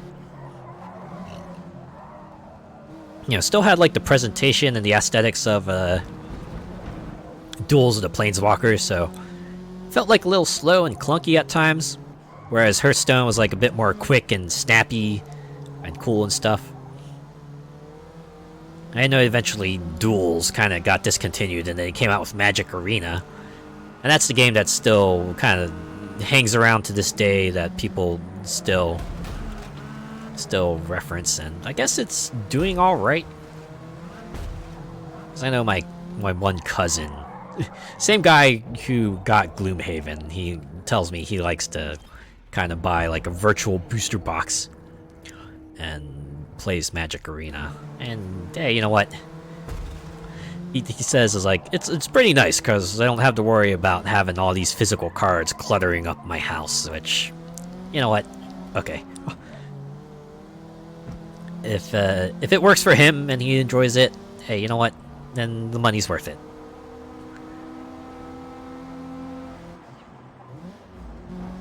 I do remember playing Magic Arena, like, a few times when it first came out, but I kind of dropped off of it after a while. I think it was, like, when they first started doing, like, the season pass stuff, and the first one they had, I think they, like, gave everyone, like, the free track for that one had, like, more rewards than they would usually give out. And I was trying to go through that, and I guess, like, it kind of got burned out. I don't know. One thing I don't like about the way these trading card video games work now is that there's, like, not that much in the way of single player stuff, right? Like, Duels of the Planeswalkers, you know, had a fairly sizable single player campaign for its price, and, you know, I always felt like I got my money's worth at the end. But, you know, things like Hearthstone, Magic Arena, Yu-Gi-Oh! Master Duel, they tend to be more about the multiplayer battles. That's where they put their most effort in, and just keep putting in more and more cards into an ever-growing product. I think that's, like, the big appeal of it. Like, the one thing about Duels of the Planeswalkers is that you can't carry over cards from, like, the old games into the new games. You always have, like, a new set of decks that you had to contend with, and that sometimes did not go over well with some people. 3 to go.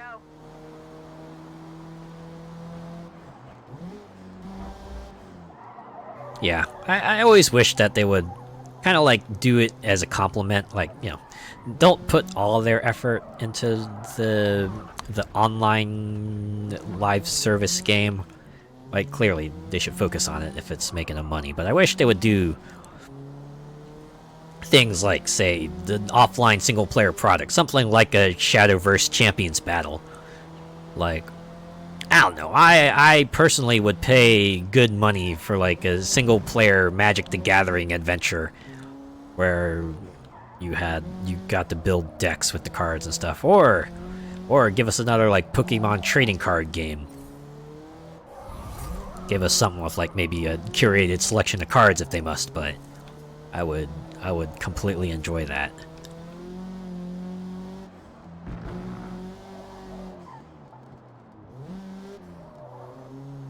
At the very least, it seems like the indie space is pretty good in that regard.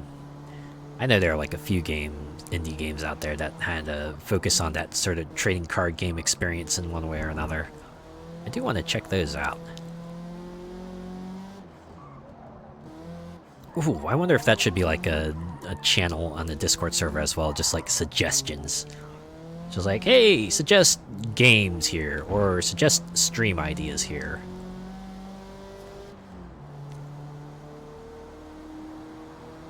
Gotta make sure I work that out.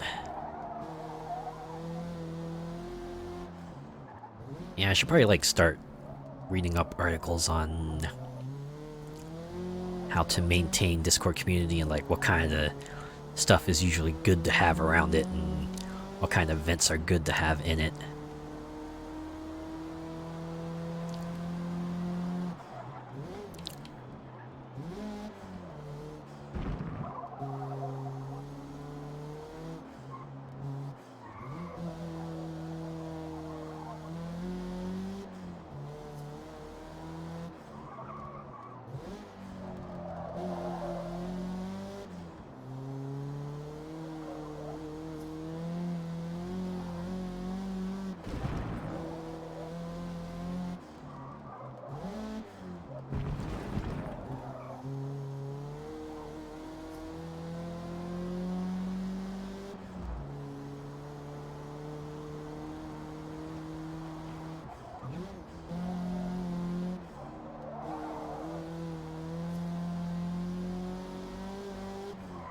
Oh man. I like spaced out there for just a moment. I even started veering off track.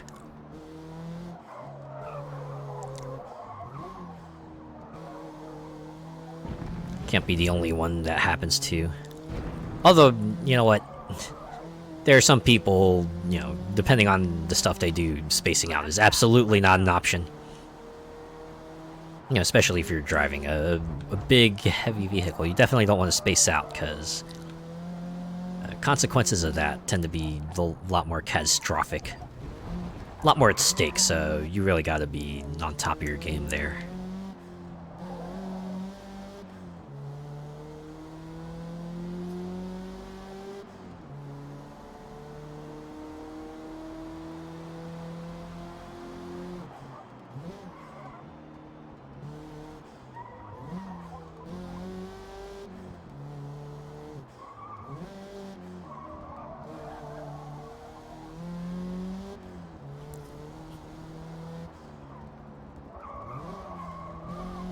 You know where that usually happens to me, actually?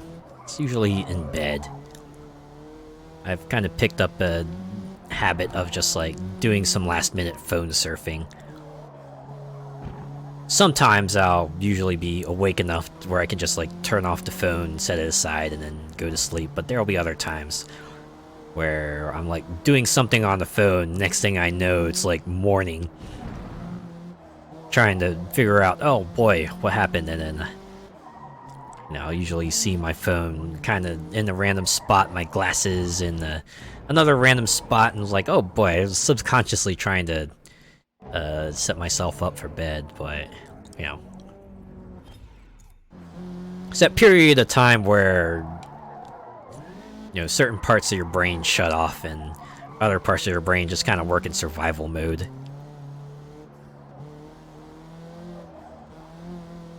Well, this is an extreme sleep state, and I've seen people kind of in the extreme drunk state, which is like the other one that I remember a lot. Oh, 3 of 5, okay. It's all downhill from here. 2 more to go. So we should have this wrapped up in a somewhat timely manner.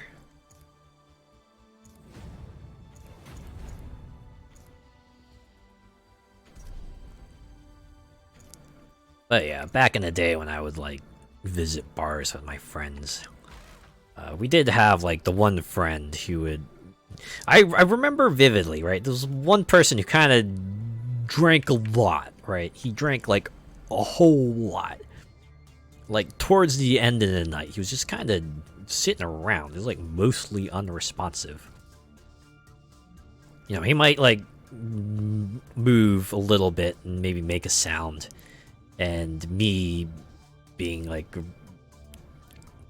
dumb goofball just made it like a little running joke of just keep stuffing straws in the guy's pockets more and more. After a decade of local racing on closed public roads following World War II.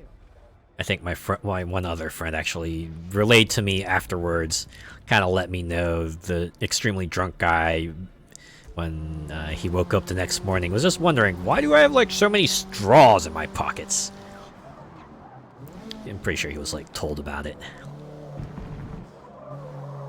But yeah, it's an amusing moment for me.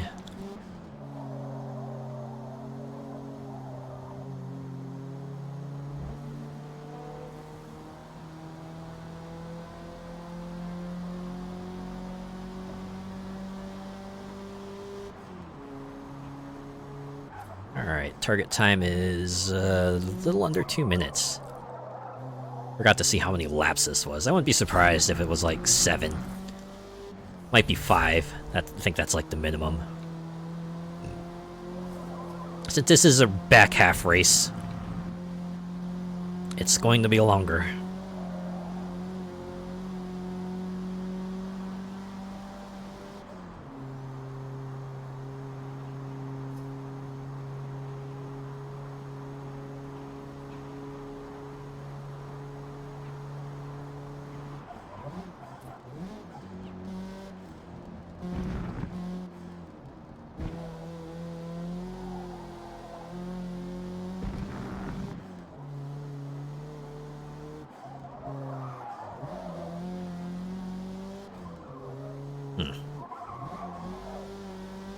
Does seem like for the foreseeable future, for my friend group at least, we're probably going to be doing like weekly Forza Motorsport sessions.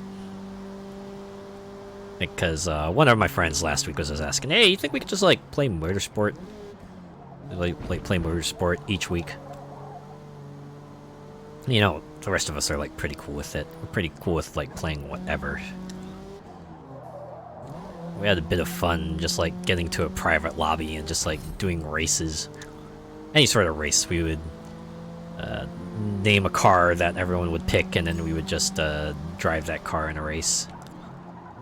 It's all very fun stuff, and I should probably, since I did my lap, I can move on.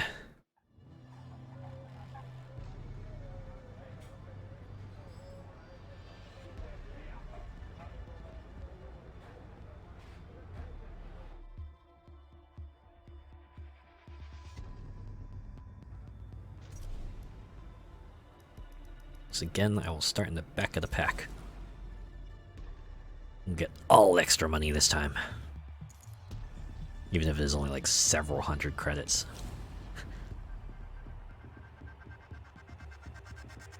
Man, I remember Forza Motorsport 7's like whole card system. I think the game came out like kind of like the height of the loot box craze, and I remember everything was kind of like handled by that initially, and there was a bit of a pushback on that. I think they eventually did away with that kind of system. So now they just have like an in-game shop with which you can buy, you know, all your profile icons and driving suits and cars and challenge cards and everything.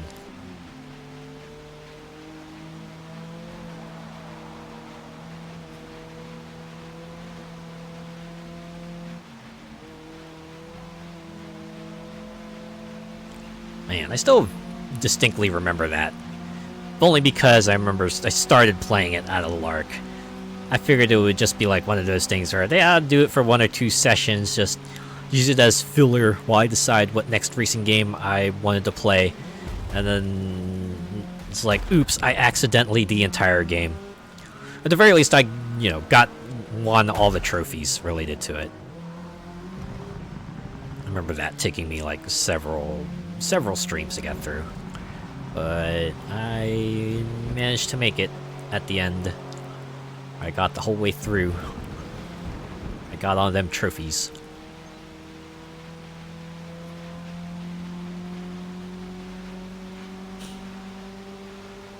Maybe that's like one of the things I wish they had for this Forza Motorsport. At least 7 had like a bit of a presentation to it. You had the wall with the 6 banners and the associated events and the trophies on the ground. I think a little cutscene played out too, where you saw your driver kind of celebrate whenever they won a series or a trophy. Granted, here you kind of see them like run up to the winner's podium, get in their car, prepare to race and all that, but it could use like a little more. I know Forza's like not super big on plot. At least Forza Motorsport isn't, but I don't know. I think it could have benefited from having a bit more presentation to it, at least one that wasn't like menus and showcase.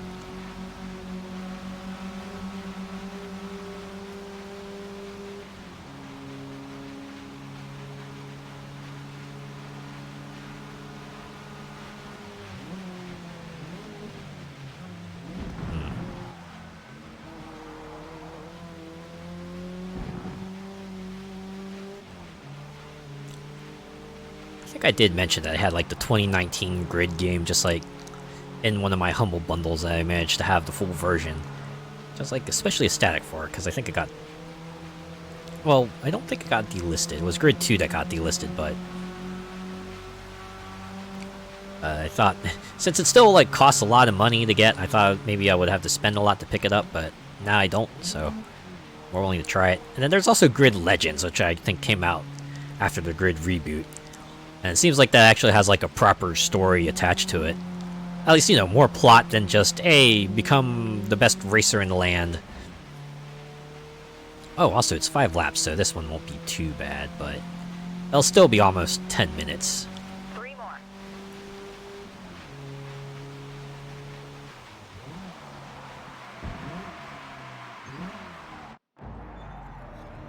Oh yeah. Another game where I didn't pay attention to the braking line. I ended up paying for it.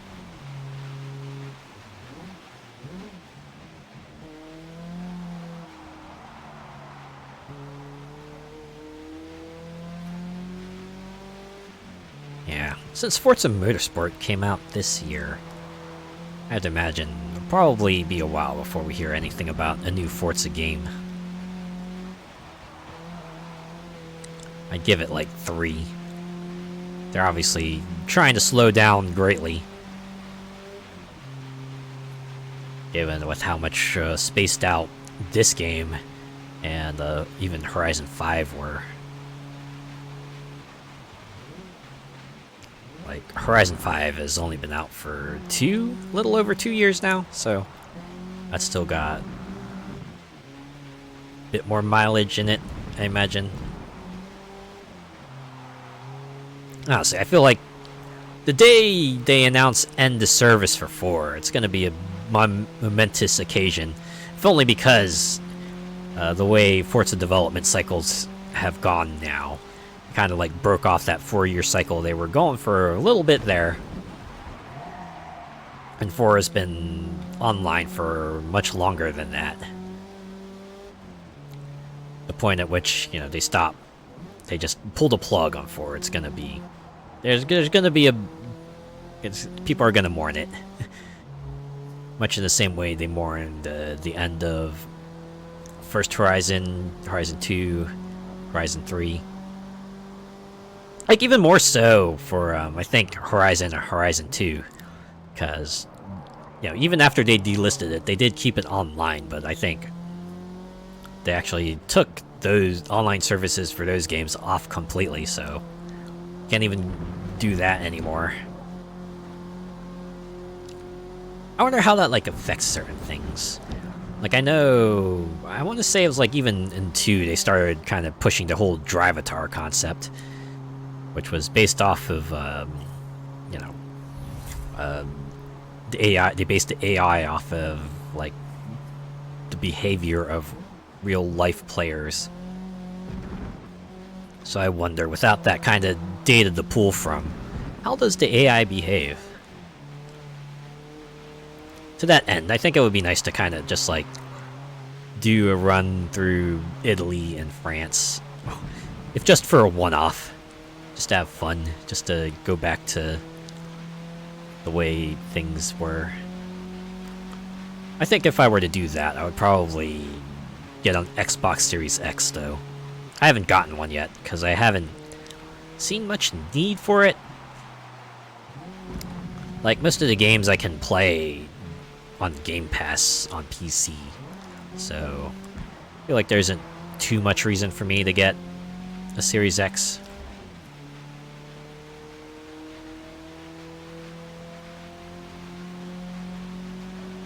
They're like several years old by now, too, right? Like, they gotta at least be like 4 or 5, so, the hardware is fairly dated compared to what PCs are probably capable of these days. Almost feels like an arms race sometimes. It's like you got the consoles coming out and they're able to keep pace, but PC tech gets incrementally improved, so you're kind of able to do that, and then PCs start becoming aged hardware until the consoles come out with like the next generation. And I think people, even like back in the days of PS4 and Xbox One, were already questioning if they really need like these kinds of consoles. I know they were trying to mitigate that. Sony and Microsoft were trying to mitigate that, at least with like their sort of step-up consoles. Like what they had, like the PS4 Pro and the Xbox One X, I think it was. Alright, they had like more powerful hardware, but still considered part of their respective families. I think I had people wondering if they would do that with the PS5 and Series X as well. They would come out with like half generation kind of quasi upgrade consoles to keep up with hardware, but still kind of keep pace with the rising performance demands of games. Well done. P1. All right, a little over 8 minutes, so I feel confident we'll be able to wrap up this last race in a timely manner. We're getting a good amount of credits from it. All right, final race, 5 laps on the WeatherTech Raceway.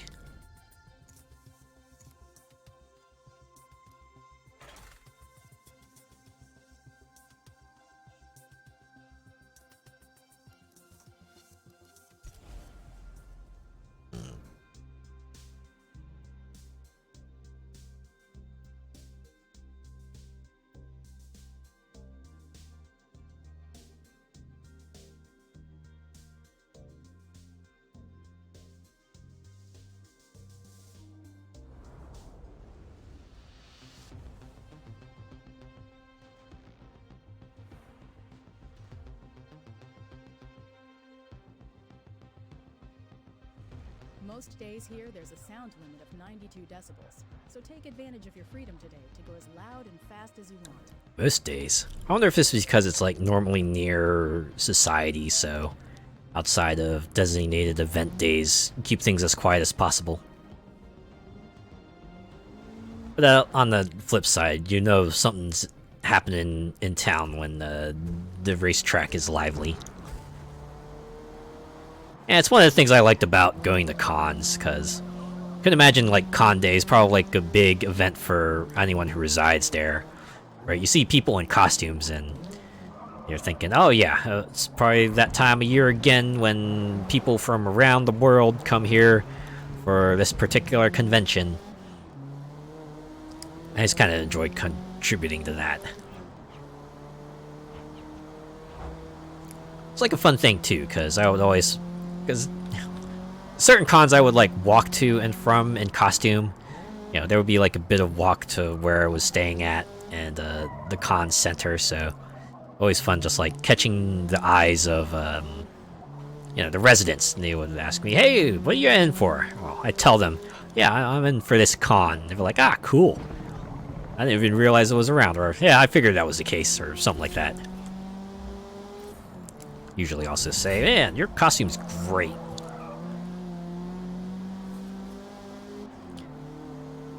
I think the best one I had was someone who asked a picture.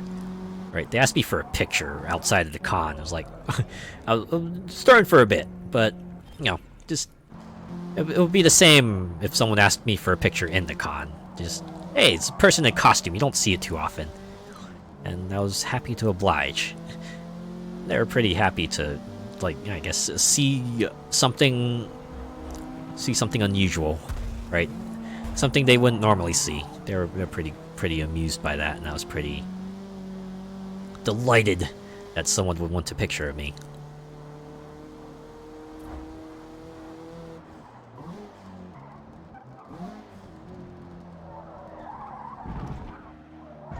Oh, it's this track. I have seen this so many times in other racing games, and even in like other Forza Motorsport games. Is this track with the downhill section that has the really tight turns. Become well acquainted with that section. At the very least, I remember its layout, even if I don't remember the track name or where it's at. I remember that part specifically.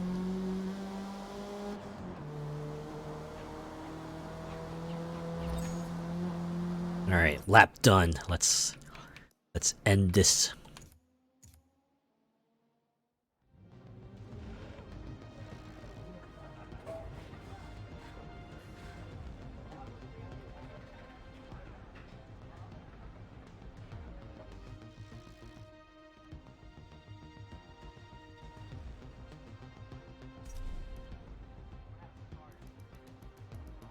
Going all the way, baby. 5,000 credits. We're gonna put that on the line. And we're gonna get it. Ah, it's in California. That might also explain the sound limit.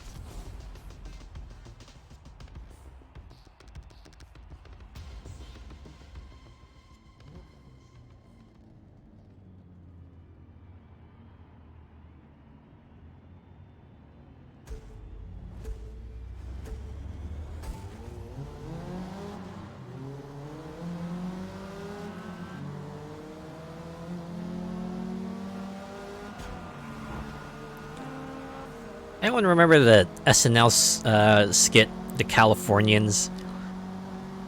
That was like one of the later segments they did. I think it was like one of the ones that managed to get a good chuckle out of me. So it felt like they were trying to, like, you know, play up every SoCal stereotype cliche they could think of and frame it all within a soap opera. And the particular running gag they had was just like, at the end of a segment they would, and there'd be like some sort of revelation, and they would just like cut to everyone making a shocked face, and you know, people would usually just like ham it up as silently as they could, just like be extremely over the top shocked in some way or another. And then they would always like all gather around a mirror while some little musical riff plays. It's in repeat until the skit is over. But I always found that amusing. I think they also had like Bill Hader saying "the Californians," and this is his style of voice.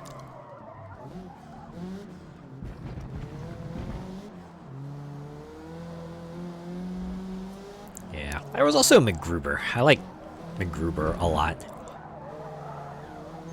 Just a MacGyver parody already is just pretty amusing, but the fact that they always seem to be in the room, it was always the same room, because, you know, that was part of the joke, but they were always, like, in a room with a thing that was about to explode.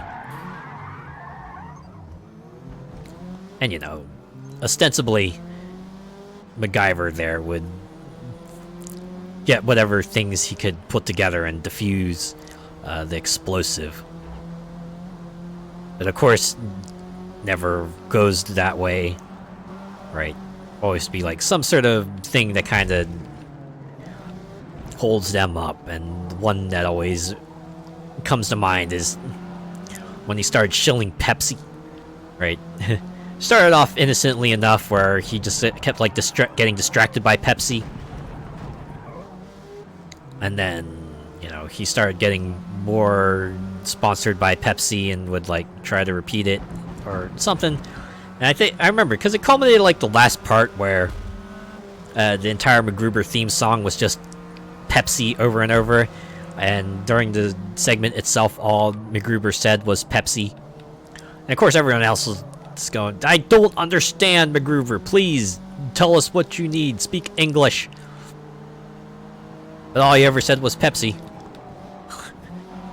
And I remember, I think it ended by someone saying, can you say anything other than Pepsi?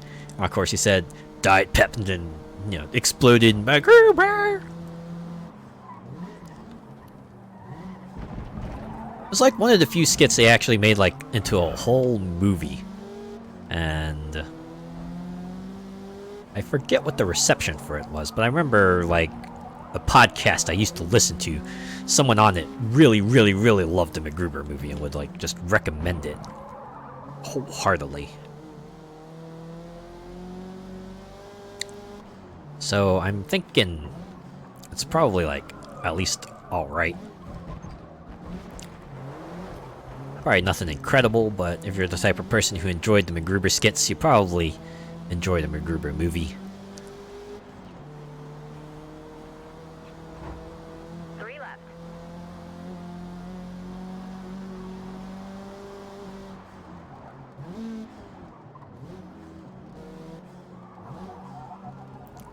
There are some others I remember that probably like much older.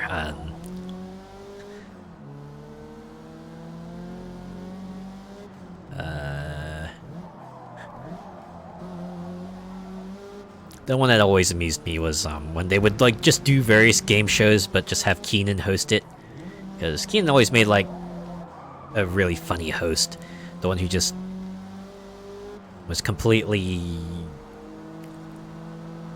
horrified by like some of the antics that would go on during some of the game shows. Which, amusingly enough, I actually remember that one game show that was actually not hosted by Keenan, but was hosted by Bill Hader, I believe. I think it was, I don't know, I think it was like a game show that was like about revealing personal details about the contestants. And, you know, it started off haha funny at first, but then the secrets, of course, started getting really personal and, like, really revealing, I want to say. And I remember that segment ending. It's like, why are you doing this? And then Bill Hader just replies, in a word, chaos. It's like, I will reveal the dark side of people and then watch the ensuing fallout from it. Honestly, Hader was like really good with those types of characters. Like the cast as like currently on is pretty good, but I do miss like some of the folks who have since moved on to other things. Yeah, but such is the nature of those kinds of, like, you know, ensemble variety shows. The cast is always going to be rotating for one reason or another. That being said, the one constant that will always at least be a constant for the foreseeable future is Keenan. Keenan Thompson. Boy, that guy has seen a lot of folks go through, hasn't he?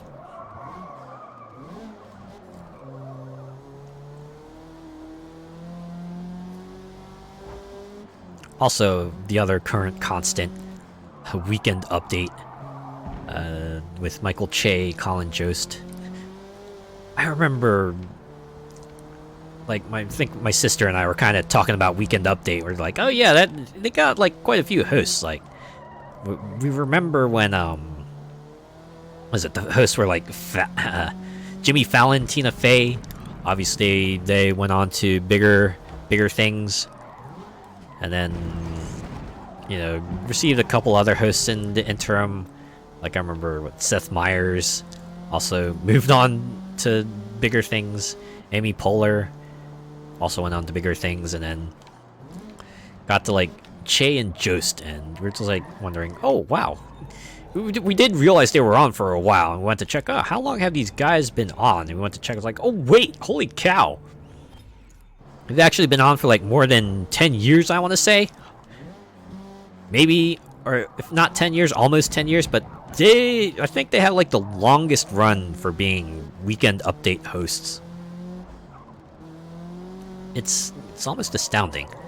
But you look at like one of their segments, you can kind of see why, because they're really good at delivering the news and just like skewering the hell out of it. Like I remember older weekend update segments tend to be like a lot more silly, a bit more tongue-in-cheek in nature. It was kind of like when Che and Jost got on, where it started gaining that sort of bit of a sardonic edge to it. To the point where, like, I remember when Saturday Night Live had their season finale in the spring, and they would be on break. They actually did like a summer edition of Weekend Update, where I think there was like 3 weeks worth of whole hour like Weekend Update style news. I think they only did that once. They only did that for 1 year. They didn't really do it again. But it was such a... People had good... It was received so well that they did a summer edition of it. That always amused me. It's actually like one of the things I will still check consistently from SNL. Like on their YouTube channel, they like to put up videos of their skits, and I always check out the Weekend Update section because that still manages to hit. Then again, when you got like your source of material was always fresh, so it's like pretty easy to spin something off when you've got like a constant source of material to kind of spring off of. But it all works pretty well. That's cool.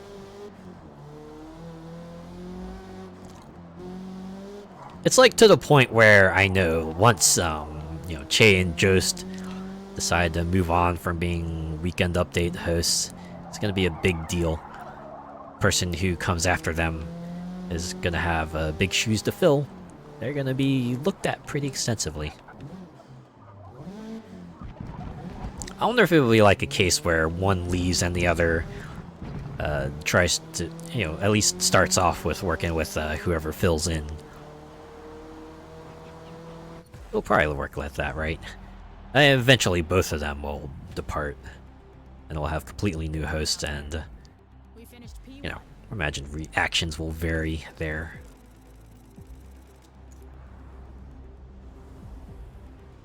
In any case, we actually managed to hit the end of this series as well. Granted, we pressed fast forward a little bit, but we got through. We made it through. Just gonna go ahead and exit. Ooh.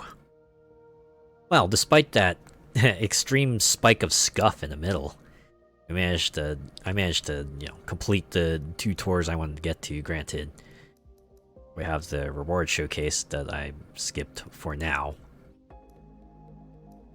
And we're at the little over 60% point for the career. Guess we wanted like a more technical sense. It's 65% actually. It's just 65%, but yeah. So I guess we're like a little under 2/3 now. 7 more tours, 3 more showcases, and the Builders Cup will be ours. I gotta remember to do this featured one, the Prestige Tour. I feel like it's about its time is almost up, so I should probably do that soon. But man, these things take a good long while to get through. So, you know, once you sit down, if you want to go through it, you kind of have to block a good amount of time for it.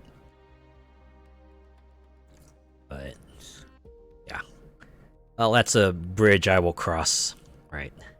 That's a saying I always like to go with, like, yeah, cross the bridge when you come to it, right? You start worrying about the future a little bit too much, you kind of let it dominate you. It's like, oh, right, you do have, like, a little matter of the present to work with, so I think on that note, I'll call it here. Thanks for sticking with me even through that kind of shaky middle period. Yeah. Thanks to everyone who came in and lurked, who chatted for a bit, and everyone who hung out. I appreciate each and every one of you. We're back on Friday. The actual conclusion of Sea of Stars, because I'm going to try to hammer out every last side quest there. We're going to get ourselves all those pillars lit and find out what the heck happens after that. And maybe if there's some time afterwards, I might do like a run in another roguelite or something, but again, I'll cross that bridge when I come to it. Yeah, let's find someone to raid.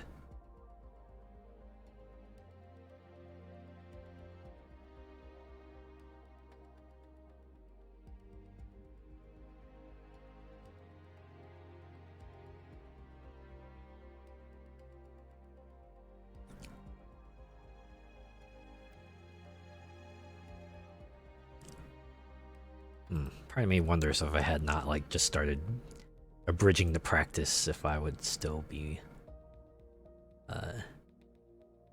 racing. Or I would be.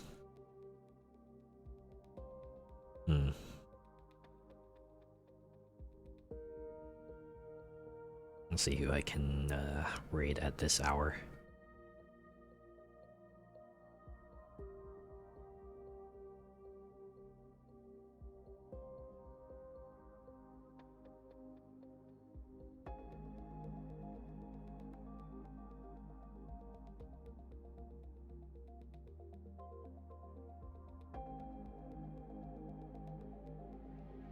Man, Lethal Company still seeing a few streams of that. Like, not as many as there were at the peak, but you know, people are still playing it.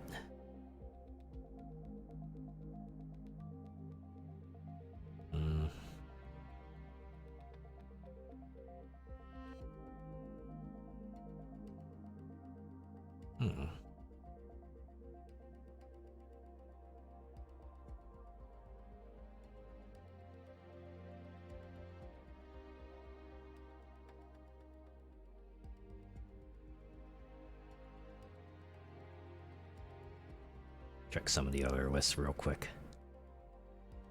I think I might have someone in mind, but I don't know. I like to have all my options out on the table.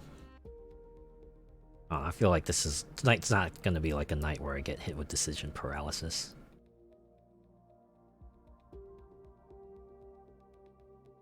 Whereas if I don't find someone else that has a stream I might be more interested in, I'll probably raid that fella. But let's see if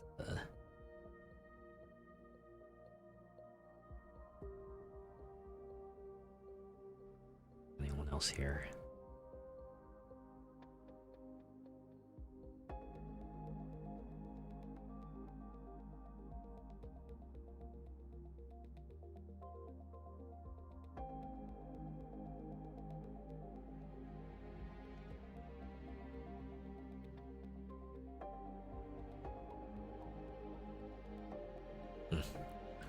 Quite a few Fortnite streams as well, but I know that one recently had like a season season change. So that one makes sense.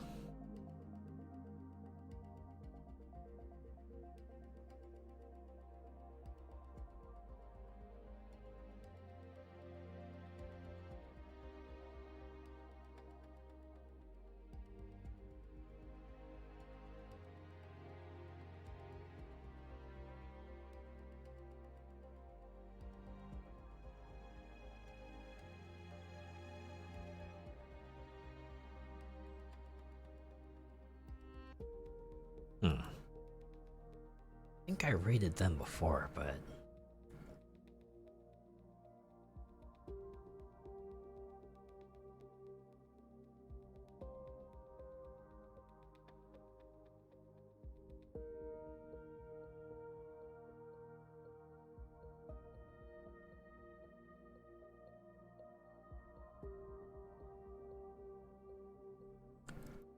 just go ahead and maybe give it to them again. They're playing a game I do want to check out soon. I just have not. It's on Game Pass, and I did download it. I think I started it up, maybe like did a bit of the tutorial, but I've not gotten like all the way into it yet. Oh boy. I changed my stream manager on Twitch, and fortunately, like, I guess I have enough buttons on there, everything's turned into icon mode. I wish they had like just a layout here that allows you to switch to you know, have some sort of text to let you know what these things did instead of having to mouse over them to get the name for it. But all right, see if this raid goes through. Hey, cool. Naughty Roomba playing Remnant 2, sequel to Remnant 1, the kind of cool Souls-like third-person shooter. I do want to play that, but it'll be a game I play on my own time. What should the raid message be? I should have picked this one out. Let's see.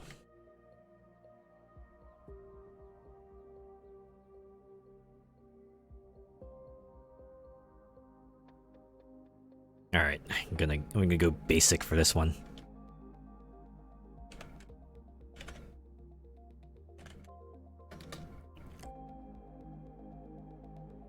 Yeah, there you go. If you're joining on the raid, hit them with a hatchback raid. Otherwise, have a good rest of your week. I'll see you Friday. Take care.